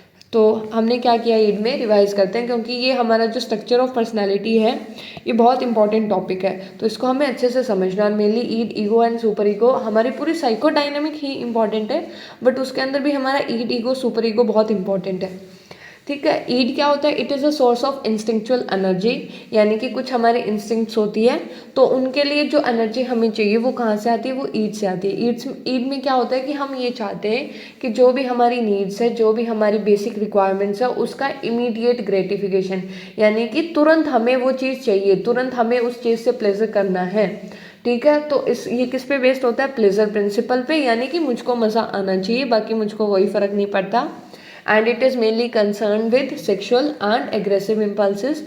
फिर हमने क्या किया? It doesn't care for moral values, society और अदर्स। जैसे हमने छोटे बच्चों को देखा होगा, अगर वो किसी चीज़ की जिद कर ले तो उसको क्या चाहिए? मुझको अभी ये चीज़ ला के दो, ठीक है। एक मान लो स्टोर में चले गए तो वो बच्चा अपनी मम्मी से को इतना परेशान कर देगा कि वो रुकेगा ही नहीं, उसकी मम्मी उसको बार बार बोलेगी बेटा ये नहीं खरीदना, नहीं खरीदना, वो नीचे लेट जाएगा, वो गुस्सा करेगा, भागेगा, दौड़ेगा। तो मतलब वो मॉरल वैल्यूज़ ऐसी नहीं होती है ना, कि हमें अपनी मम्मी की रिस्पेक्ट करनी चाहिए, बट हम क्या करें? अपने मम्मी के टोटली अपोजिट जा रहे हैं कि मतलब मम्मी मना कर रही है फिर भी हमें लेना है। तो वो क्या है? मॉरल वैल्यूज़, कुछ हमारी सोसाइटी, कुछ किसी दूसरे की कोई परवाह नहीं होगी हमें, सिर्फ हमें जो चाहिए हमें वो दे दो, ठीक है। एंड ये किस पे, जो हमारी ईड की एनर्जी होती है उसको हम क्या बोलते हैं? लिबिडो बोलते हैं।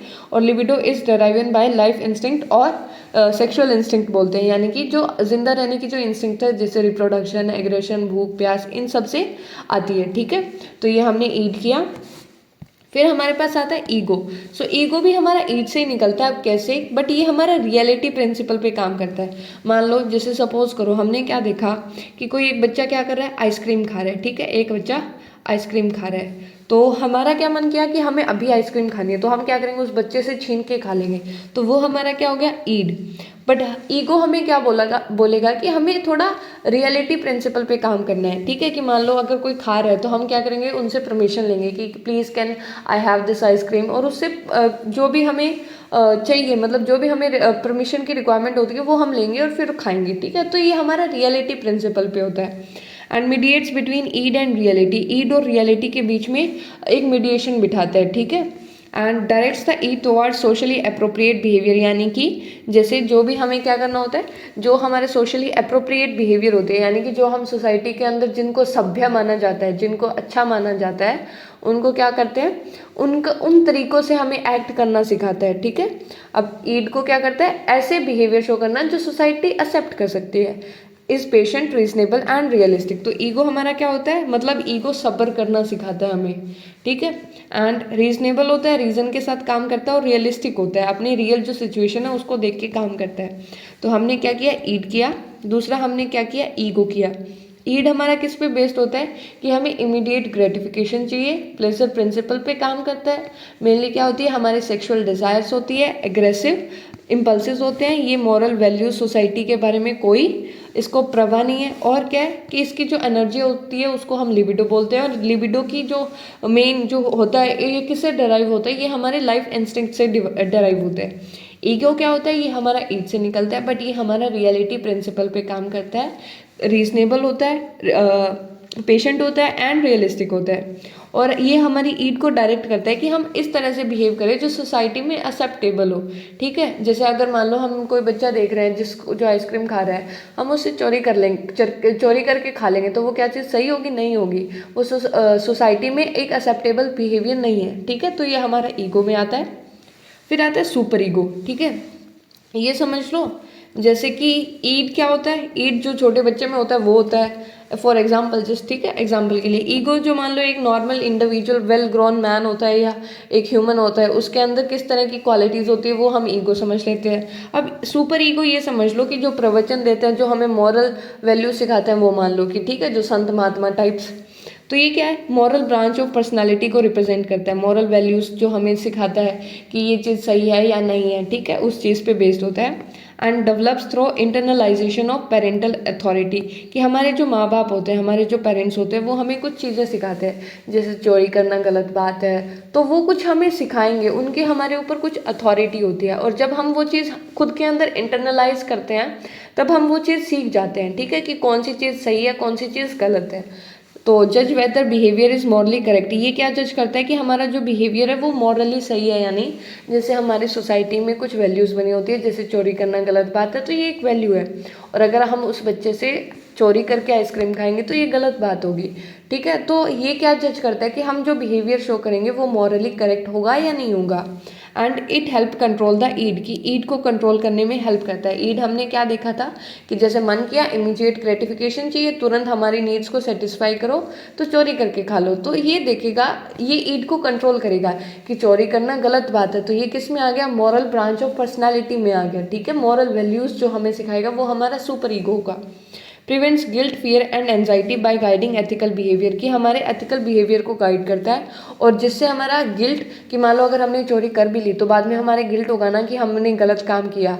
हम एक बार गलत काम कर देते हैं, पर उसके बाद में हमारे मन में गिल्ट होता है, हमें डर होता है कि हो किसी ने हमें पकड़ लिया, गलत काम तो कर दिया, पकड़े जाने का डर होगा, उससे हमें एंजाइटी होगी।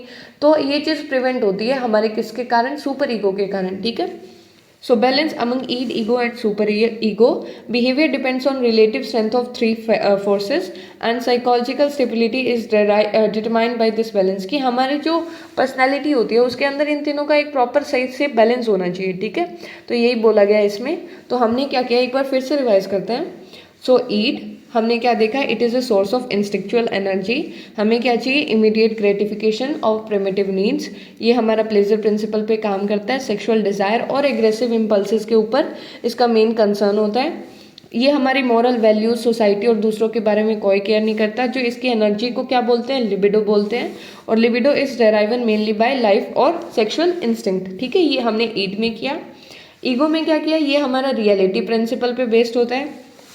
ईड और रियलिटी के बीच में मीडिएट कराता है। हमारे ईड को इस तरह से डायरेक्ट करता है कि हम ऐसे बिहेव करें जो सोसाइटी में एक्सेप्टेबल हो। ठीक है, पेशेंट, रीजनेबल एंड रियलिस्टिक। ठीक है, एंड जैसे एग्जांपल दे रखा है कि अगर मान लो हमें आइसक्रीम खानी है तो हमें क्या करना होगा? परमिशन लेनी होगी।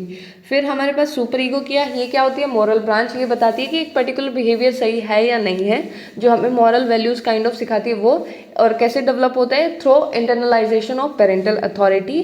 और ये बताते हैं कि हमारा पर्टिकुलर बिहेवियर मॉरली करेक्ट है या नहीं, और हमारे जो ईड है उसको कंट्रोल करने में हेल्प करता है। और गिल्ट, फियर और एंजाइटी को प्रिवेंट करेगा और हमारे एथिकल बिहेवियर को बढ़ाएगा। ठीक है, तो ये हमने सुपर ईगो में किया और इन तीनों का एक बैलेंस होना बहुत ज़रूरी है। फिर हमारे पास आता है ईगो डिफेंस मैकेनिज्म। अब इसका मतलब क्या होता है? Much of human behaviour reflects attempts to deal with और एस्केप फ्रॉम एंजाइटी। मान लो हम जब एक प्रॉब्लम में फंस जाते हैं, एक डिलेमा में फंस जाते हैं, तो क्या होता है?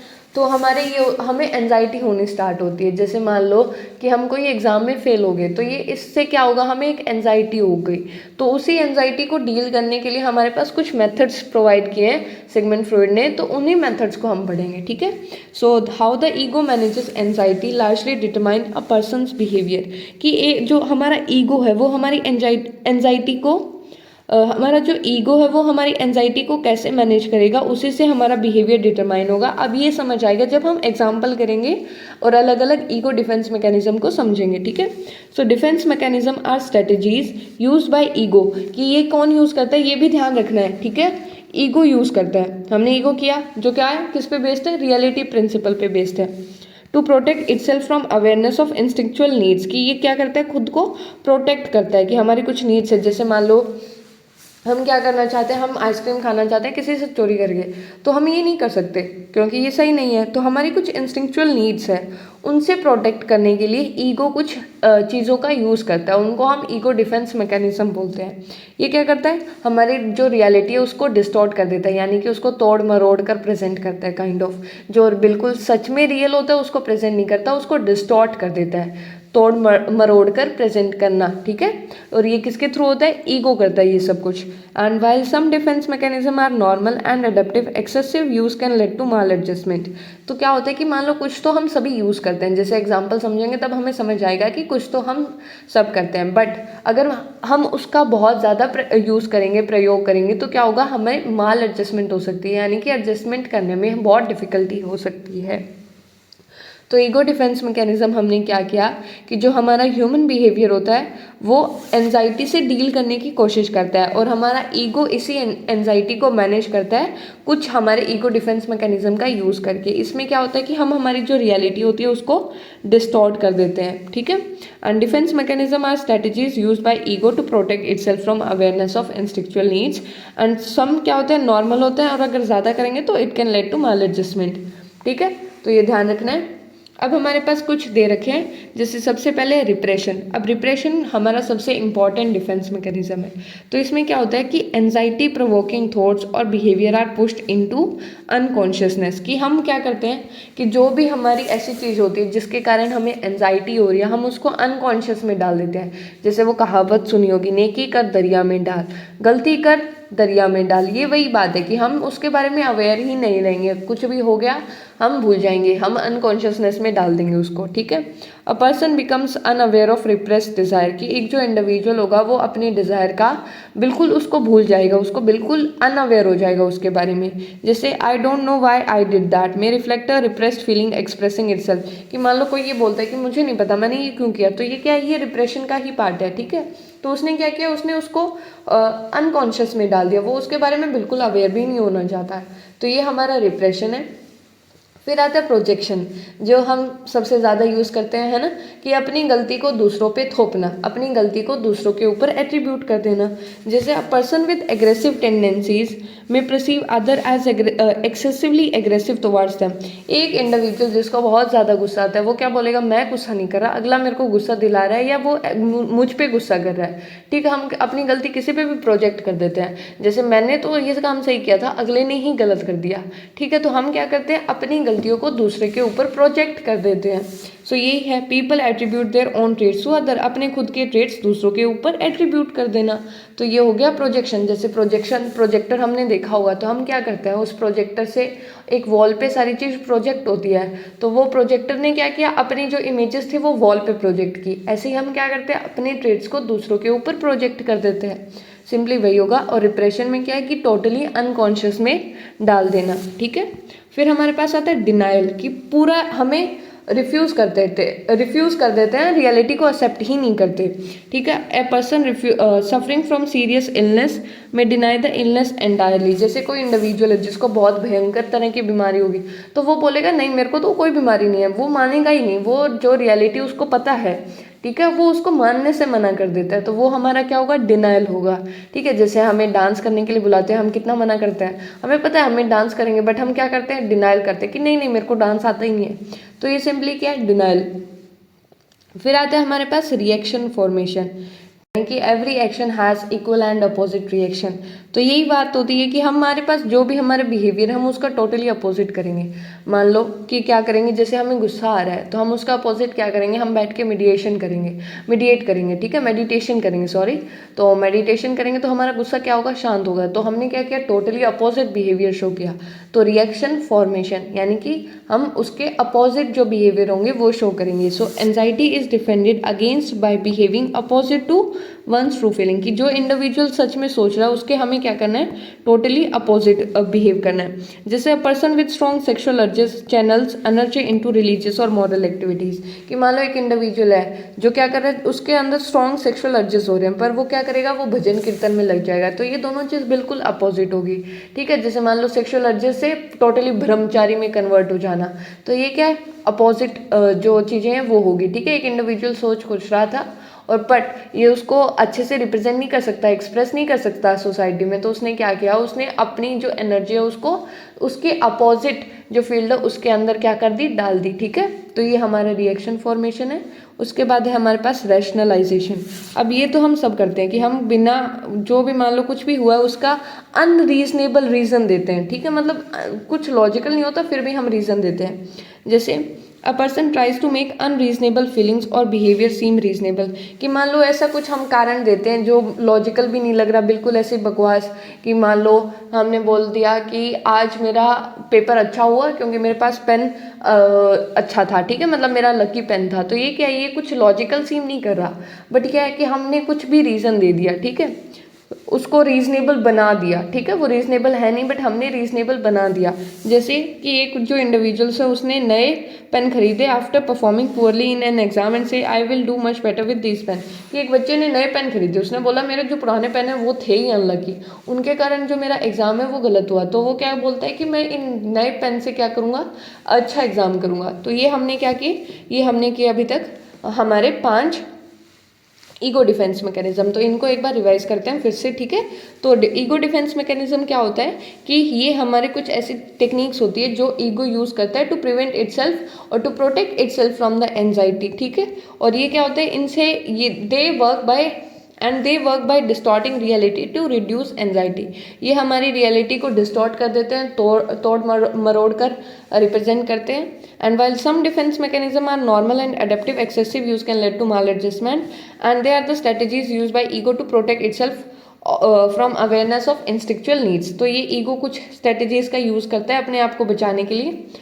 तो जैसे हमने क्या किया, रिप्रेशन में क्या होता है कि हम टोटली अनकॉन्शियस में कोई चीज़ को डाल देते हैं, हम बिल्कुल उसके बारे में अवेयर नहीं होते। प्रोजेक्शन क्या होता है कि हम दूसरों के ऊपर एट्रीब्यूट कर देते हैं हमारी गलतियों की, कि मैंने ये नहीं किया, अगला बंदा ही ऐसा है। डिनाइल में क्या होता है कि हम कंप्लीट रिफ्यूज़ कर देते हैं, कोई चीज़ को एक्सेप्ट ही नहीं करते। रिएक्शन फॉर्मेशन में क्या होता है कि हम अपोजिट जो बिहेवियर है उनको अडेप्ट करते हैं। और रैशनलाइजेशन में अनरीजनेबल फीलिंग्स और बिहेवियर्स को हम ऐसे बताते हैं कि हाँ ये रीजनेबल हो रहा है, ठीक है। अनरीजनेबल कुछ हम रीजंस देते हैं, यानी कि जो इलॉजिकल है बट फिर भी हम क्या बोलते हैं कि हाँ इसी के कारण ऐसी चीज़ हुई है। हमारे पास स्टेजेस ऑफ पर्सनालिटी डेवलपमेंट, तो इसमें क्या होता है, so core aspect of personality are established early in life, remain stable and are difficult to change। तो इसमें बोला गया है कि एक इंडिविजुअल की जो पर्सनालिटी है उसका जो मेन एस्पेक्ट होता है, यानी कि जो एक इंडिविजुअल की मेन पर्सनालिटी होती है वो अर्ली इन लाइफ यानी कि पहले ही डेवलप हो जाती है, अपने लाइफ के इनिशियल जो स्टेजेस होते हैं उसी के अंदर डेवलप हो जाती है, और वो बहुत लंबे समय तक क्या रहती है, स्टेबल रहती है, और उसको डिफ़िकल्ट करना उसको चेंज करना बहुत डिफ़िकल्ट है, ठीक है, इतना आसान नहीं है। तो ये इसमें बोल रखा है। तो Freud propose a 5 stage psychosexual theory, तो फ्रॉइड ने एक थ्योरी दी है 5 stage psychosexual theory of personality development, जो हम पढ़ेंगे, जिसमें हमारे पास 5 स्टेजेस हैं।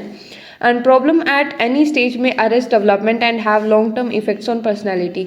तो उन्होंने बोला कि अगर किसी भी स्टेज में हमारे प्रॉब्लम आती है तो वो हमारे पूरे पर्सनैलिटी को इम्पैक्ट डाल सकती है, हमारी पूरी लाइफ के ऊपर इम्पैक्ट डाल सकती है, हमारी डेवलपमेंट को रोक सकती है, ठीक है। बस 5 कौन कौन से स्टेज है, first, second, third, fourth and fifth. सबसे पहले ओरल, फिर हमारे पास है एनल, फिर है हमारे पास फेलिक, ठीक है, फिर हमारे पास लेटेंसी एंड देन हमारे पास क्या है, देन हमारे पास जेनाइटल, ठीक है।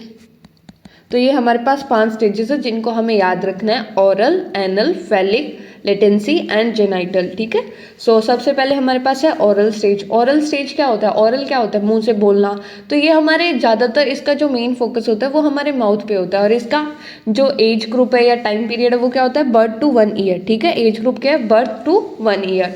इसमें जो इंडिविजुअल होता है उसका मेन फोकस किस पे होता है, माउथ पे। अब हमने छोटे बच्चे को देखा होगा तो हम उसको कुछ भी दे दे तो वो सारी चीज़ को क्या करता है, माउथ में डाल लेता है अपने, तो वो क्या है, उसको उस चीज़ से प्लेजर मिलता है। तो एक इंडिविजुअल जो इस एज ग्रुप में होता है उसका मेन प्राइमरी जो प्लेजर सीकिंग सेंटर होता है वो क्या होता है, माउथ होता है। यानी कि उसको कोई भी चीज़ को मुंह में डालने से क्या मिलता है, उसको अच्छा फील होता है, उसको प्लेजर मिलता है, ठीक है। And activities for gratification, feeding, thumb sucking, biting, babbling. तो हमने एक बच्चे को देखा होगा, तो उसको ग्रेटिफिकेशन कैसे मिलता है, थ्रू फीडिंग, ठीक है, वो दूध पीता है। थंब सकिंग अपने अंगूठे को चूसता है, बाइटिंग एंड बैबलिंग बा बै बै बै ऐसे करता रहता है, बाइटिंग अपने हाथों को खाता रहता है, ऐसे कुछ मतलब जो भी कुछ होता है वो माउथ से रिलेटेड होता है, ठीक है।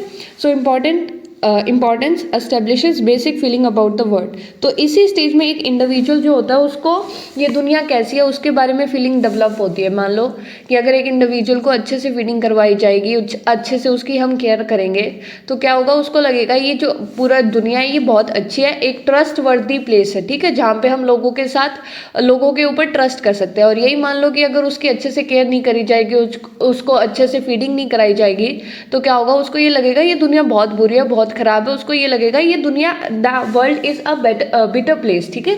So adult who view the world as bitter may have had difficulties during this stage. तो जिनको ऐसे लगता है कि ये जो दुनिया ये अच्छी नहीं है, तो उनको इसी स्टेज में प्रॉब्लम आई है, ठीक है। तो ओरल में हमने क्या किया कि जो मेन फोकस होता है वो क्या होता है, हमारा माउथ के ऊपर। माउथ ही हमारा प्राइमरी प्लेजर सीकिंग सेंटर होता है। इसमें क्या होता है, हमारी जो एक्टिविटीज़ फॉर ग्रेटिफिकेशन, यानी जिस चीज़ से हमें खुशी मिलती है वो क्या होती है, feeding, thumb sucking, biting, babbling, इस तरह की। और जो basic feelings about the world है, यानी कि ये दुनिया कैसी है, उसके लिए फीलिंग्स भी इसी स्टेज में डेवलप होगी। और जिन इंडिविजुअल को ऐसे लगता है कि ये जो वर्ल्ड है वो बिटर प्लेस है, उनको इसी स्टेज में प्रॉब्लम आती है, ठीक है।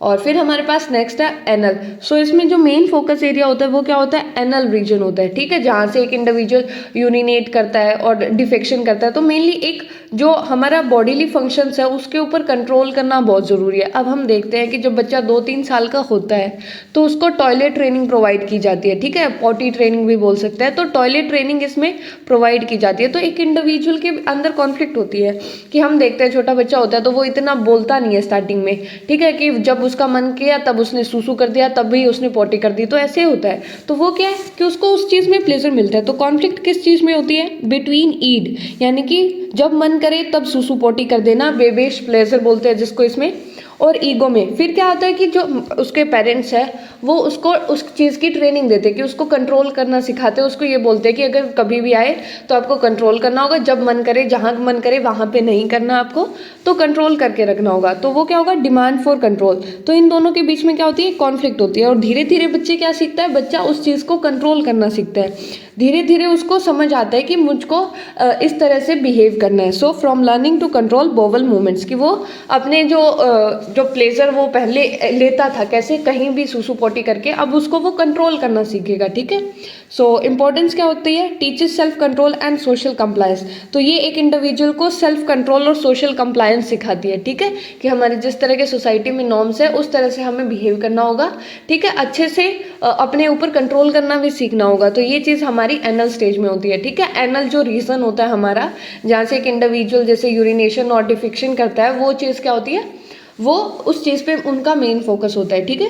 तो ये हमारा एनल स्टेज 2 to 3 ईयर्स, ठीक है। तो हमने किया oral and anal stage. Oral में हमारा प्राइमरी जो फोकस एरिया है वो माउथ है, primary pleasure seeking centre mouth होगा हमारा।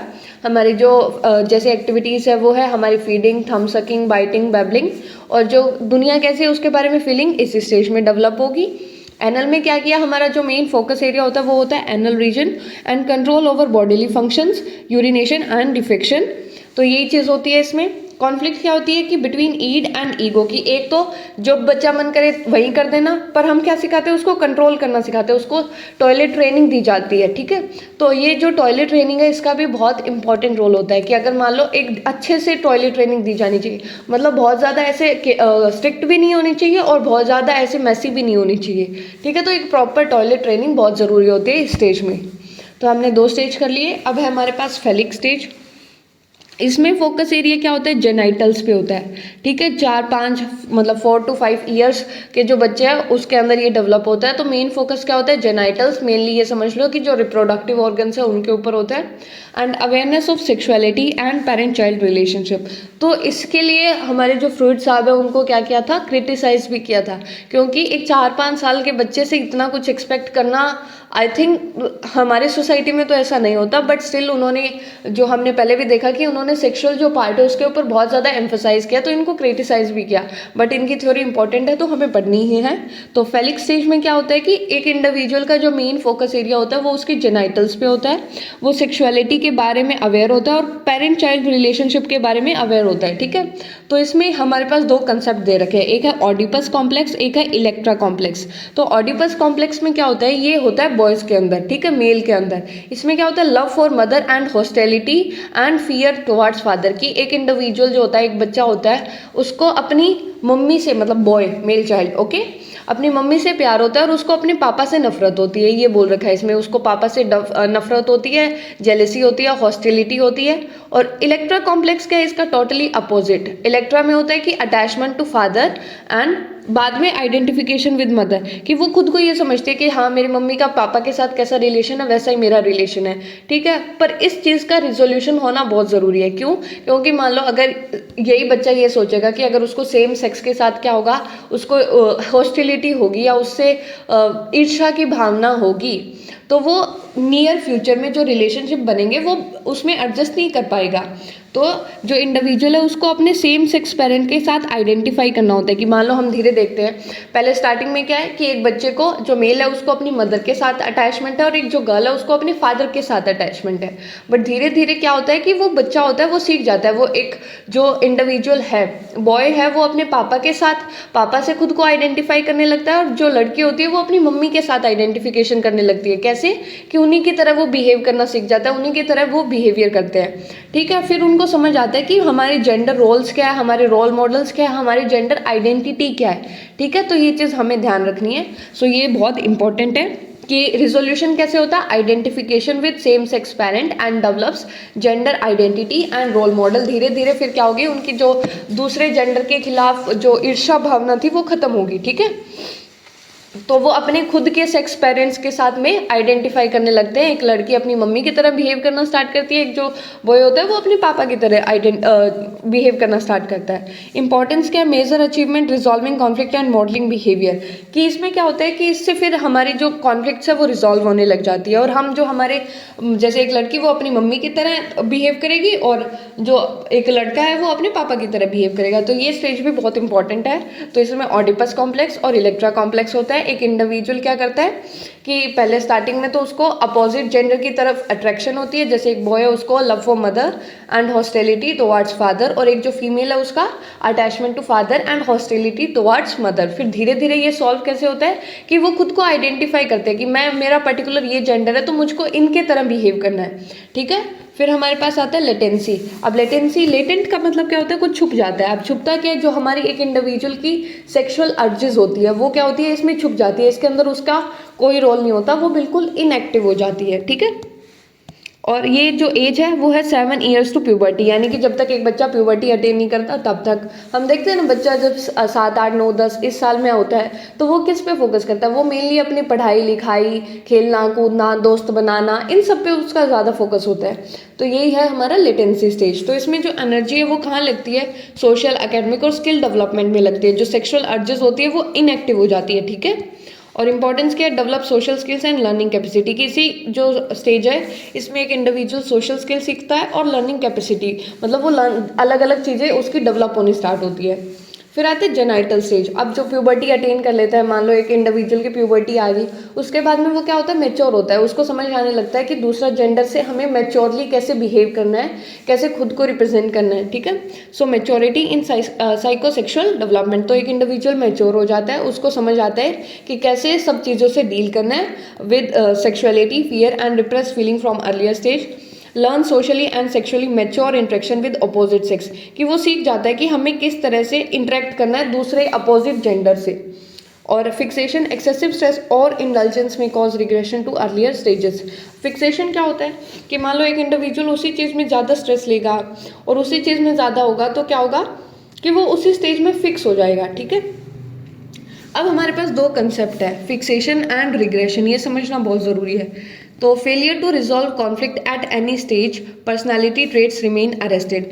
और रिग्रेशन क्या होता है, inadequate resolution at a stage, person displace behaviour typical of an earlier stage. अब इसमें क्या होता है कि एक इंडिविजुअल होता है वो उसी स्टेज पे अटक जाता है, ठीक है, क्या होता है उसी स्टेज पे अटक जाता है। Failure to resolve conflict at any stage, personality trait remain arrested, कि वो आगे बढ़ ही नहीं पाएगा, वो फिक्स हो जाएगा, ठीक है।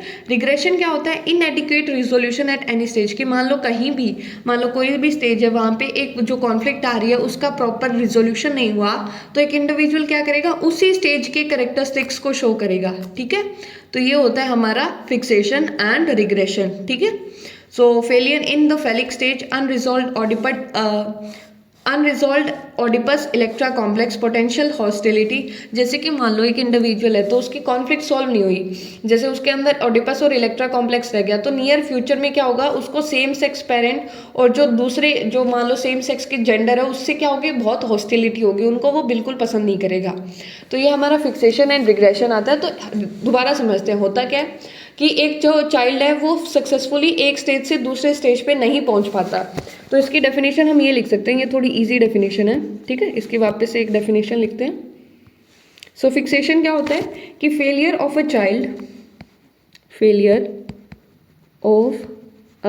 चाइल्ड टू पास सक्सेसफुली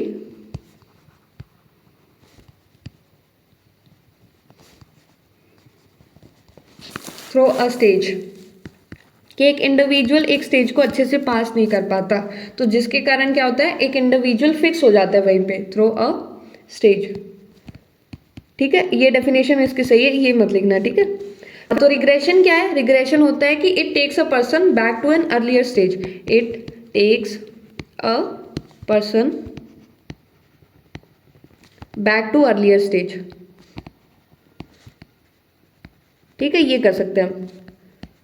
तो ये थोड़ा इजी होगा, इनमें डिफरेंशिएट करना अब आसान होगा, ठीक है, कि हम एक इंडिविजुअल की अगर जो कॉन्फ्लिक्ट्स है वो सॉल्व नहीं हुई तो वो इंडिविजुअल वापस पिछले स्टेज के ऊपर चला जाता है, ठीक है। और ये हमने अभी कर लिया।